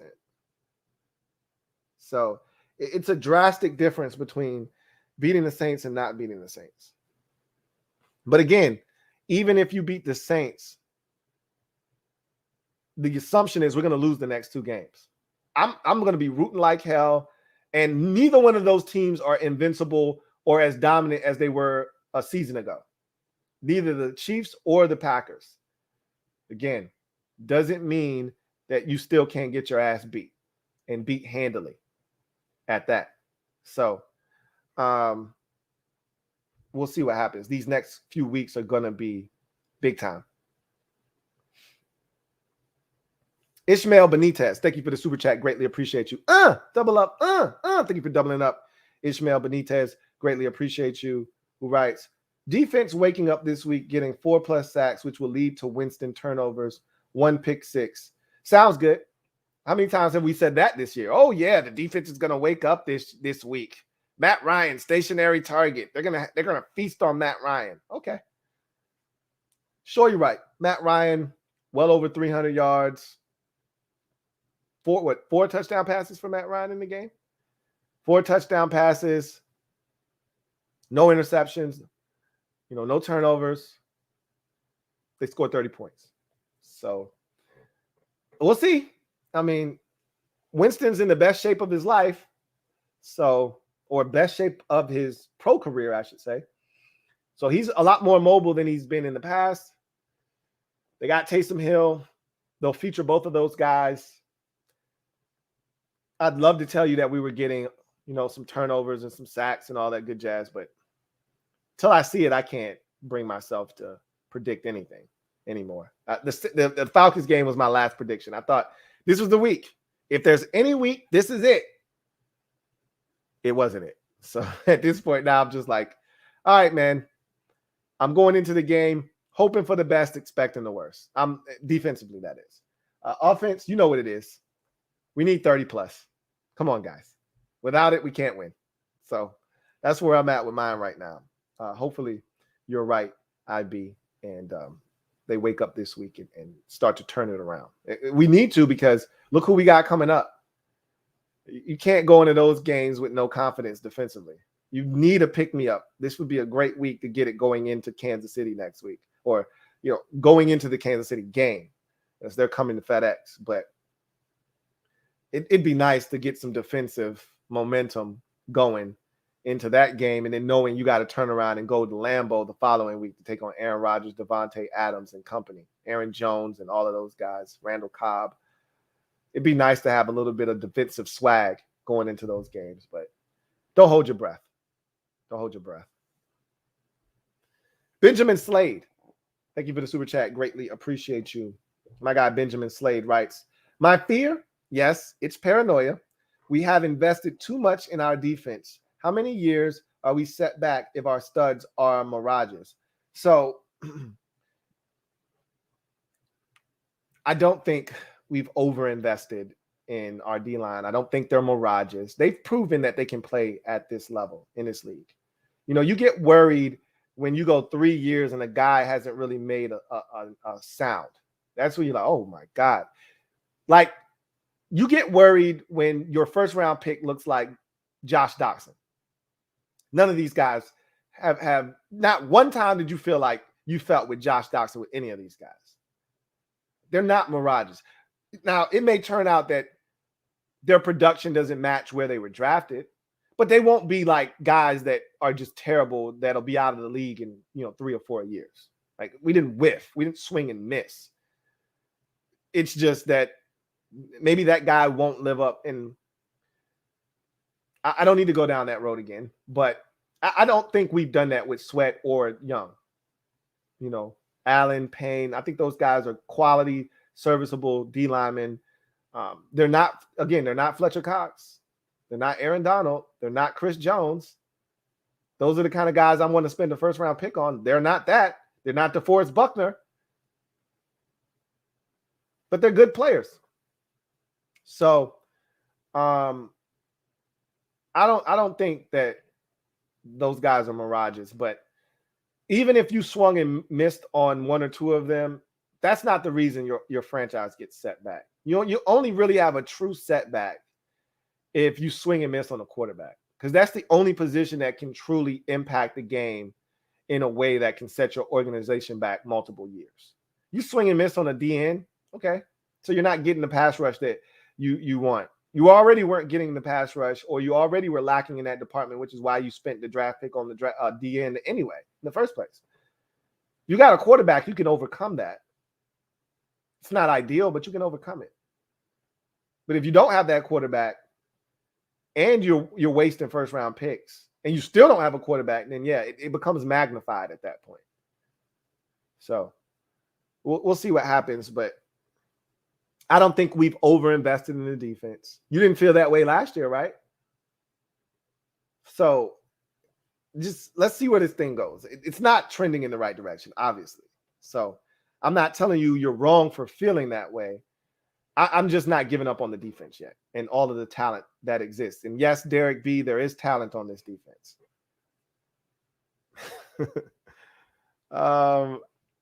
See, we got any more supers? Yeah, we got one here from Delano Miller. Thank you for the super chat.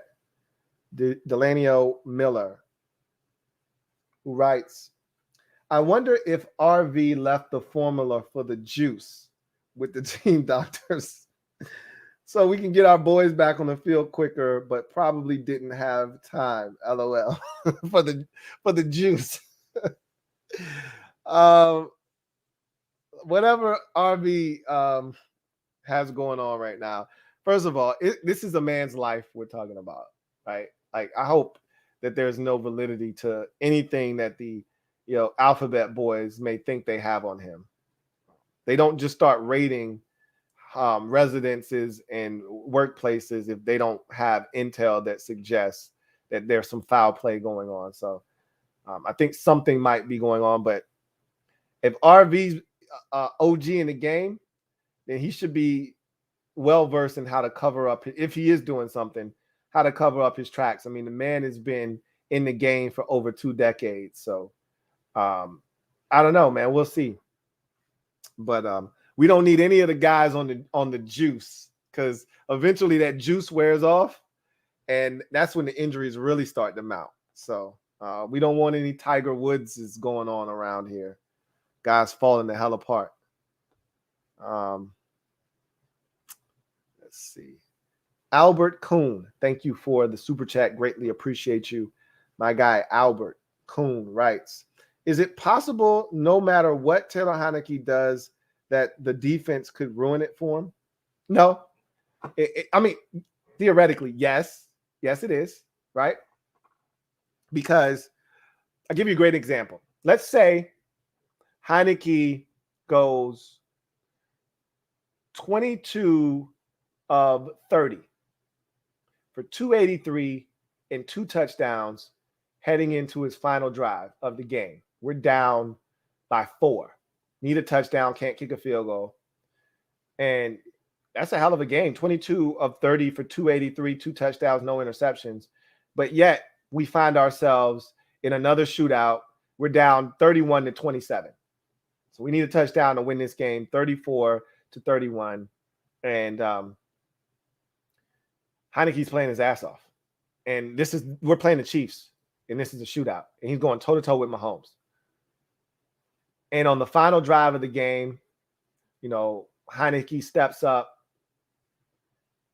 and delivers one over the middle. It tips off of someone's hands into the hands of Tyrann Mathieu, and we lose the game, 31-27. Well, Heineke played really well, but we lost. And the only thing anybody's going to remember is that Heineke didn't get it done in the clutch. Oh, he's just like Kirk Cousins. You'll start to hear that bullshit, especially if you're not a Heineke fan and you want to draft a quarterback. Oh, he's just like Kirk Cousins. He doesn't get it done in the clutch, despite the fact that the man's already led 2 game-winning drives in as many opportunities, this season. But you will be able to, if you're level-headed and you can take a step back and assess the situation for what it is.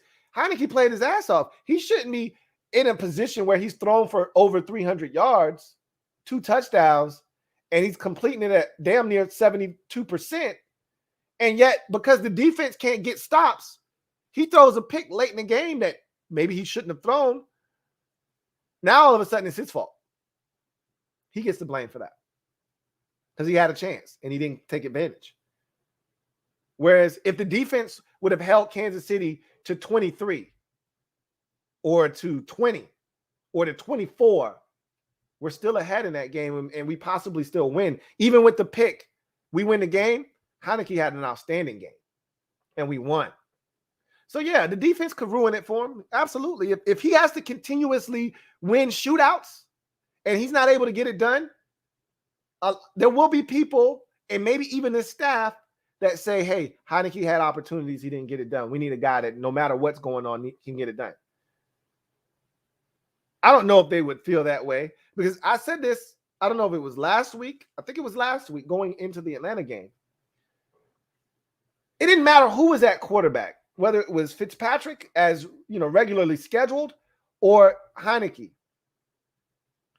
Whomever was under center wasn't supposed to be tasked with the burden of having to carry this team to victories by themselves without really any help from the offense. We've gotten a couple of pick-me-ups from special teams, including the kickoff return for a touchdown on Sunday. We've gotten a couple of pick-me-ups from special teams. But that wasn't supposed to be how this was supposed to go going into the season. The offense was supposed to just be slightly better, middle of the pack better, bottom third of the league better, but like 20, 19, 18, somewhere in there. We get that with the defense we had last year, we're going to be just fine. Because we were dead last in quarterback efficiency last season. So if we could just get the quarterback efficiency to get to that 19, 20 range, with the defense, shit, we're good. If not for Taylor Heineke right now in the offense, we're 0-4. That wasn't supposed to be the plan. The plan wasn't, hey, offense, we need it again this week. We were supposed to lean on the offense in these tough games, like at Green Bay, home for Kansas City, home for Tampa Bay, at Buffalo. Those were the games when the defense was supposed to look at the offense and say, hey, We might need 30 plus this week. We can't hold them down. And the offense was supposed to respond, hey, we got you. We know what it is. We shouldn't be looking over, the D shouldn't be looking over at the offense against Atlanta or the Giants and saying, hey, I need 30 plus this week. What do you mean you need 30 this week? The Falcons are averaging 16 points a game. What do you mean you need 30 this week? What are you talking about? They need 30 every week. So damn right the defense can sabotage Taylor Heineke. Or they can help the legend of Heineke. It grows. They can help that legend grow. Because if he has to keep bailing their ass out and he keeps doing it, what does that say about him? But that's not what this was supposed to be, right? So, yeah, they on one hand, yeah, the defense can cost Taylor Heineke an opportunity to be the guy. But at the same token, they're giving him opportunities to prove that he can get it done, and he's done that so far. So it could go both ways, but it's not ideal to have the defense struggling like this. It really isn't. And it doesn't benefit Taylor Heineke. It really doesn't. Because it puts more pressure on him that every possession, every throw. That's why against Buffalo, he was trying to do too much. Why? Because the defense couldn't get stops. Every time he came back on the field, the deficit was bigger. Instead of him being able to go through the process of the game and make good decisions, every time he comes on the field, okay, we were down by 7 the last time I was on the field. Now we're down by 10. All right, don't get it done on this possession, or it's halftime now. Now we're down by 17. Okay, now I come back on the field. Now we're down by 24. Like, you see that happening every time you come on the field, and you're like, well, shit, I got to do something now.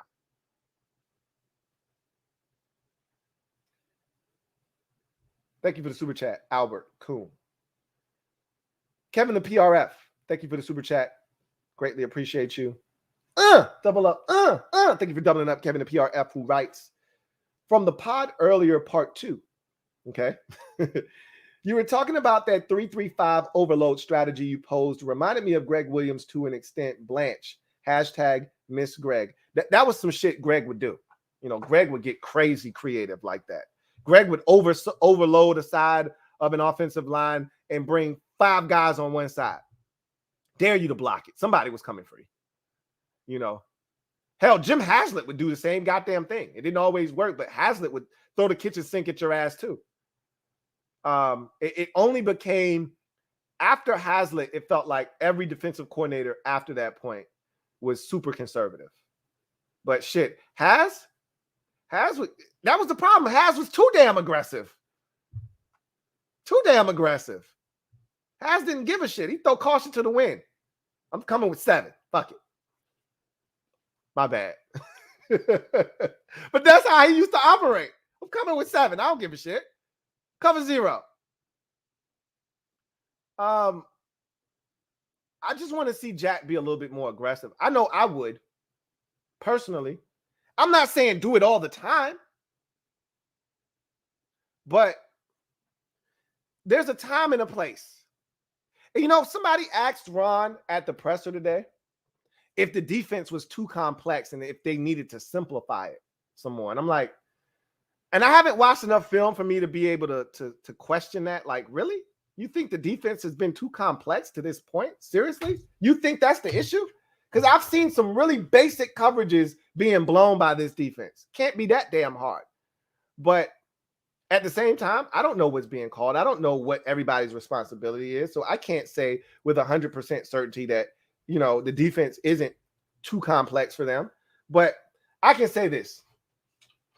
They're not doing enough creative things to make offenses have to adapt and adjust.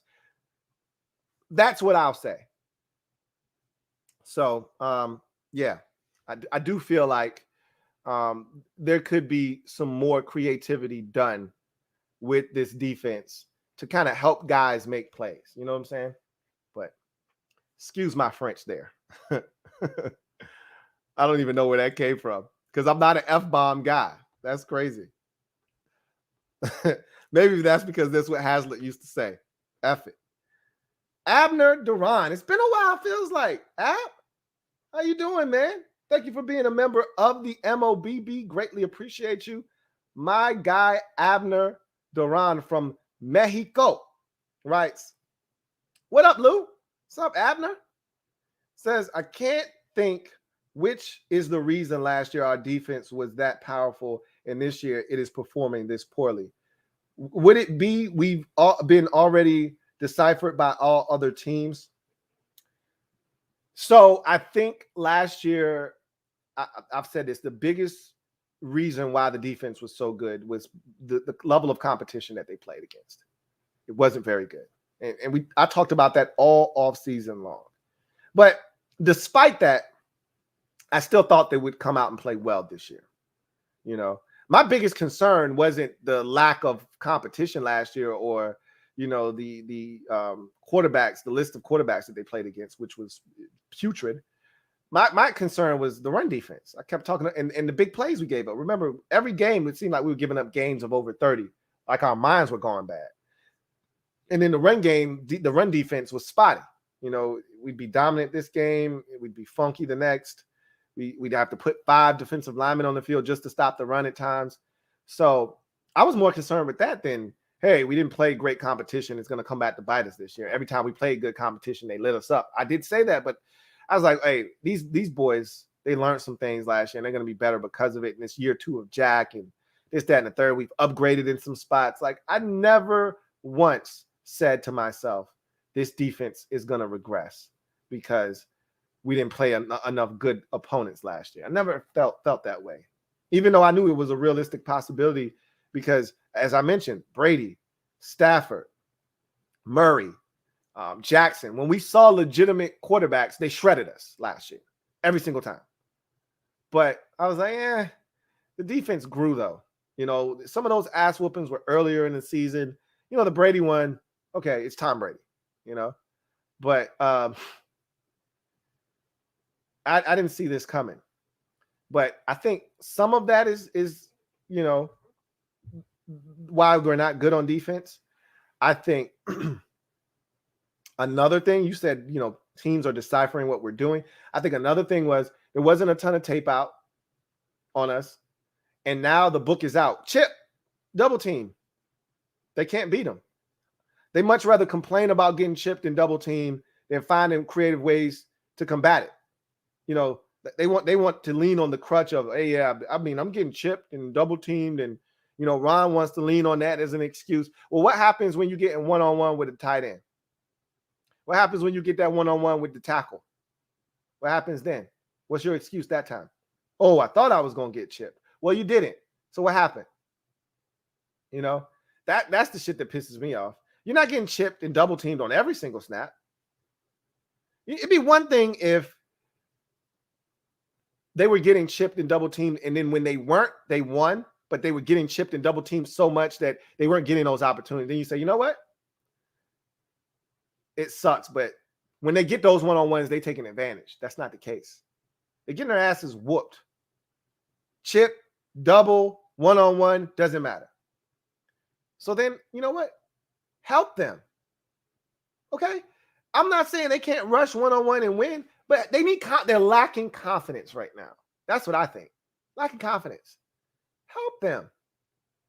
Put them in positions that are unique, that are hard to chip and double. Force singles. Force one-on-one matchups. I think there's more that can be done, but I think it's a combination of better competition this year, teams saying, okay, we're going to chip and double. What are you going to do? We haven't responded to that yet. And in 3, I think it's a defense that has a lot of new moving parts. We got a bunch of new starters, you know, Bobby McCain, Juice, William Jackson, Jamin Davis. That's 4 new guys right there. You know, and so Landon Collins is like he's brand new. You know, there's a lot of moving parts. But the part that has been the most frustrating is that the defensive line is unchanged. They supposed to be dogs, hunting, making shit hard and difficult for the opposing team and making it easy on the back 7. That ain't happening. And so it goes hand in hand. The front 4 is supposed to make it easy on the back 7, And the back seven is supposed to make it easier on the front four by having coverage and sticking with dudes and making the quarterback go through progressions and turn down the first and second read and hold on to it and hitch twice. Neither of that shit is happening. They're not having great coverage on the back end, and the rush isn't getting there fast enough. So it's like a double-edged sword at this point. But it's frustrating for sure. Quentin Ruiz, thank you for the super chat. Greatly appreciate you. My guy Quentin Ruiz writes, based off of what you've seen so far, if the draft was tomorrow, would you get a QB or he said, or do you have enough faith in Taylor Heineke? Thanks for all the hard work you put in. Thank you, Quentin Ruiz. If the draft were tomorrow, based off of what I've seen, I would not take a quarterback. And that would be partially because of what I've seen from Heineke, and I would want to see more. And the other half would be I just don't believe in any of these quarterbacks in this draft class right now. And maybe I just need to do more film study and I need to watch more tape. But usually know when you see it. Like last year, I knew, okay, Trevor Lawrence, Zach Wilson, Trey Lance. I was talking about Trey Lance before the college football season last year, and he didn't even play in any games. You know when you know, right? Justin Fields, if that's your cup of tea, knock yourself out. That wasn't my cup of tea, but he isn't terrible. He just wasn't my cup of tea.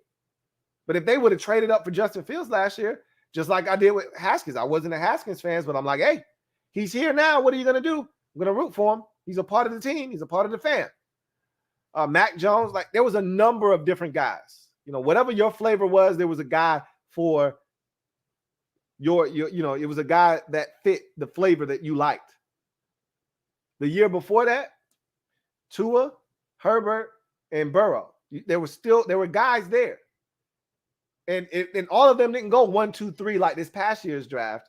It was 1, it was 5, it was 7. So they were there. They were there.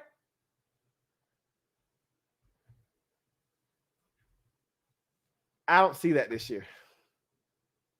I like, the kid, the kid from Spencer Rattler stinks. The kid from Cincinnati, not impressed. Sam Howell, I'm good. I really am. I'm a pass. These were the names, going into the season. Malik Willis at Liberty. I got to watch more, but the dude plays at Liberty, so I'm kind of like, eh. But, if you can play, you can play. I don't give a shit where you play at. So I need to watch him some more. But I'm not blown away by anything anybody has to offer right now. And most of the big programs, I like Matt Corral, but I'm like, I don't know about Matt Corral. But I like him more so than, most of these quarterbacks. I like Matt Corral a lot. But the jury's still out on Matt, too. He's not a lock. He's not a cinch. There's no slam dunk quarterback prospect at this current juncture. That could change. Still a lot of college football left to be played.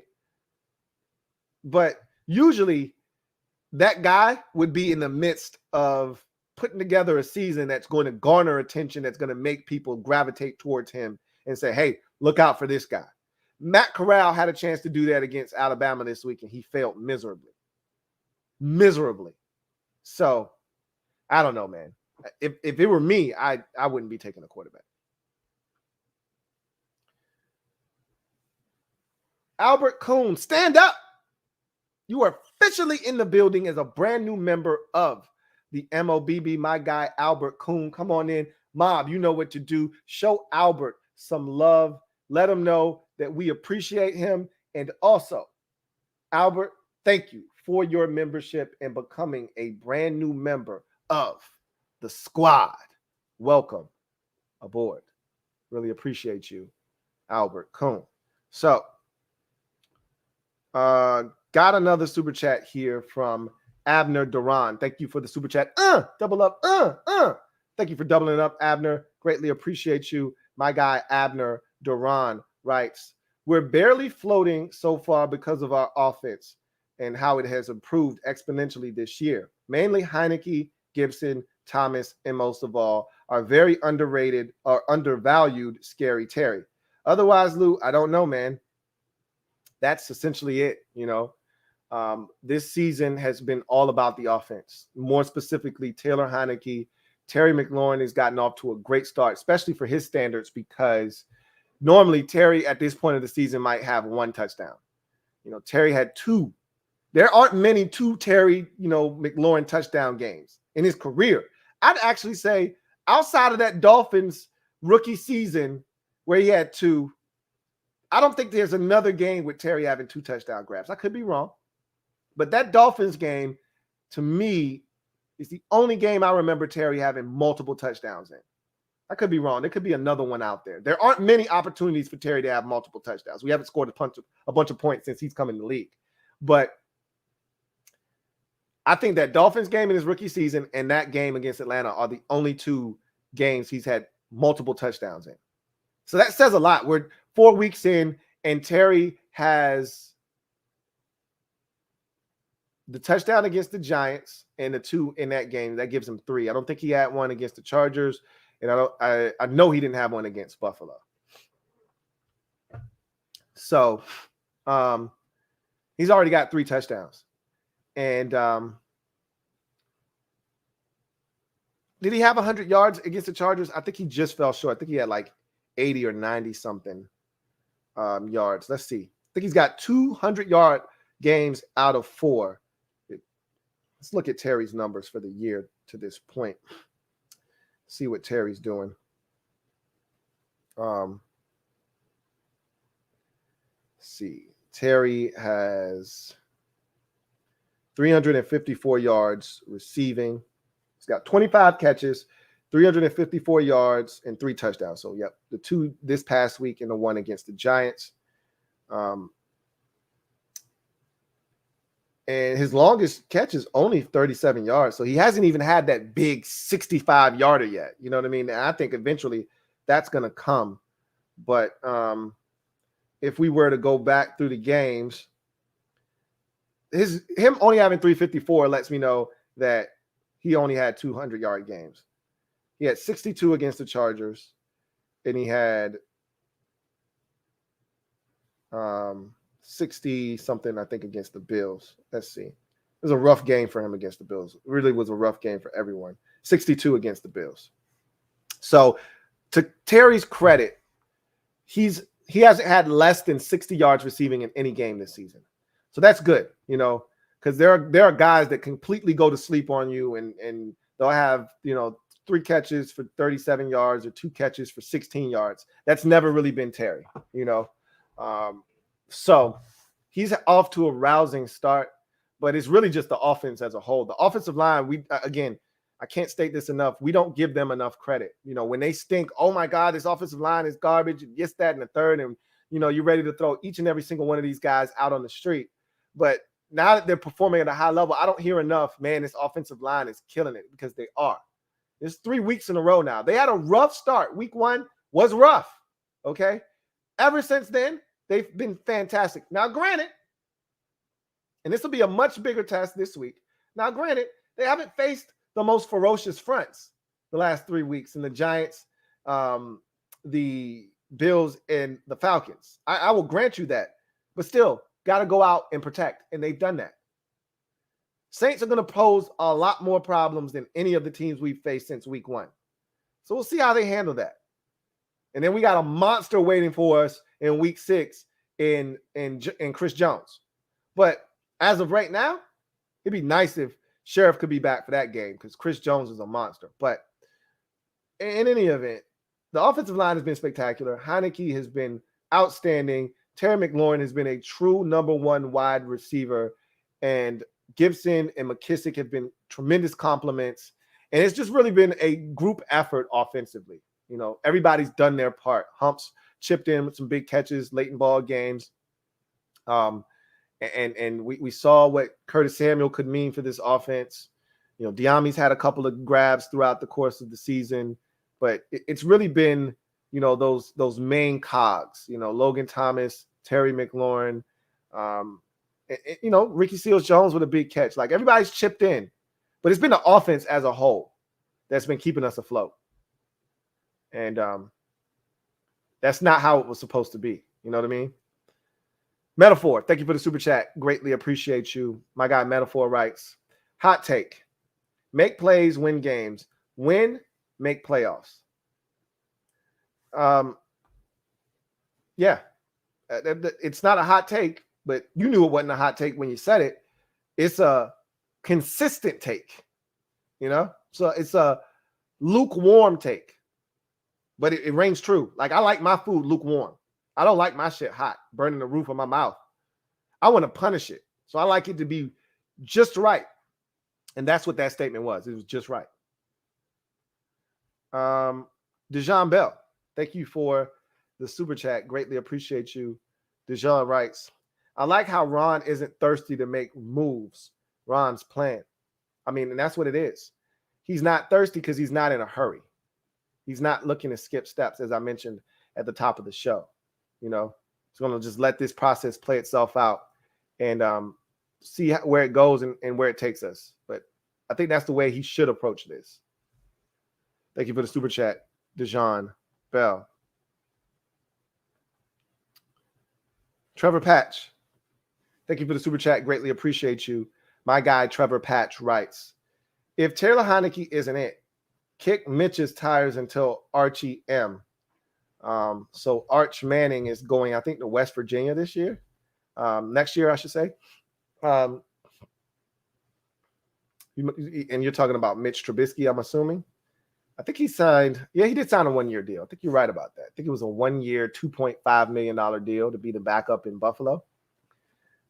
I wouldn't be shocked if Mitch Trubisky got a shot somewhere. I don't think it's going to be here because guess what? We had a chance at Mitch Trubisky and we passed in lieu of Ryan Fitzpatrick. So I don't think they're interested in Mitch Trubisky, but his mama named him Mitchell. I'm going to call him Mitchell Trubisky. We'll see.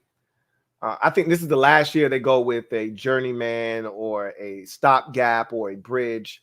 If Heineke's not the guy, I think they're going to try and find their guy. Again, I don't love this draft, but that doesn't mean they don't love a guy.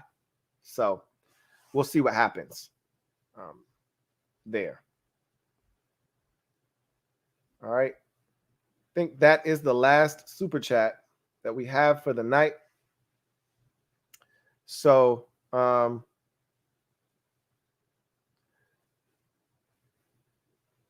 that's going to do it for me, your man, Louie T. It's going to be interesting to see what happens. We're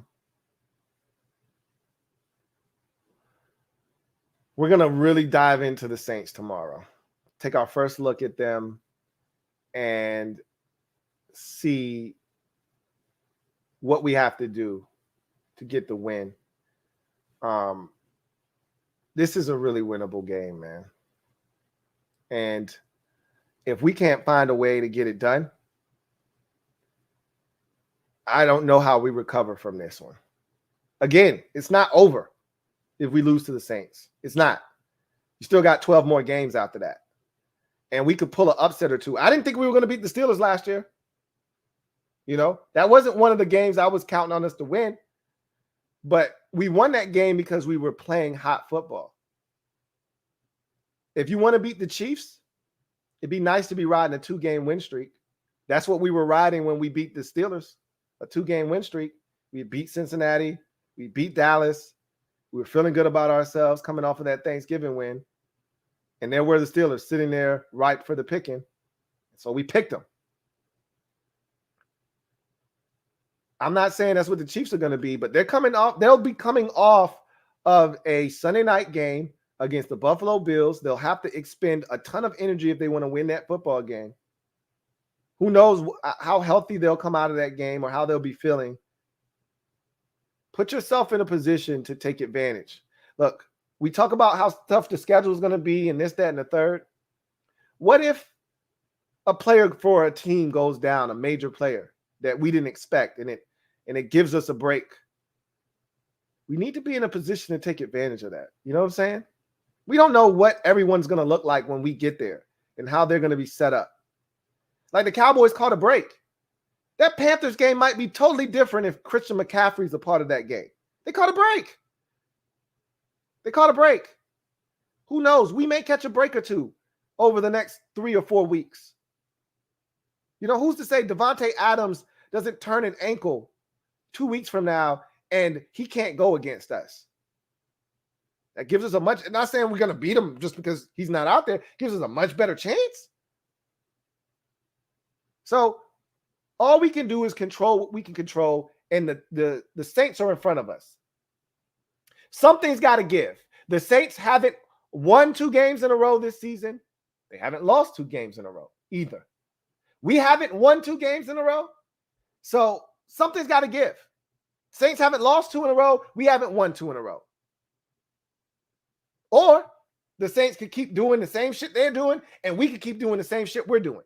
Win 1, lose 1. Win 1, lose 1. They just lost last week, so if they win this week, they'll continue on that trend that they're on. And if we lose, we'll continue on the trend we're on. Lose 1, win 1. Lose 1, win 1. Well, guess what? You lose this one, chances are you're not going to win the next one. There is no Falcons or no Giants to bounce back with.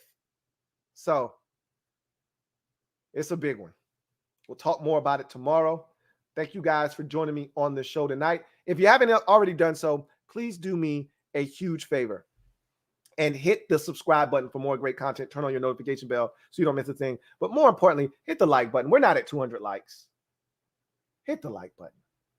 Help the kid out on the way out. Really do appreciate you. I want to thank you guys in advance for that. So with that said, you guys have a good one. Take care.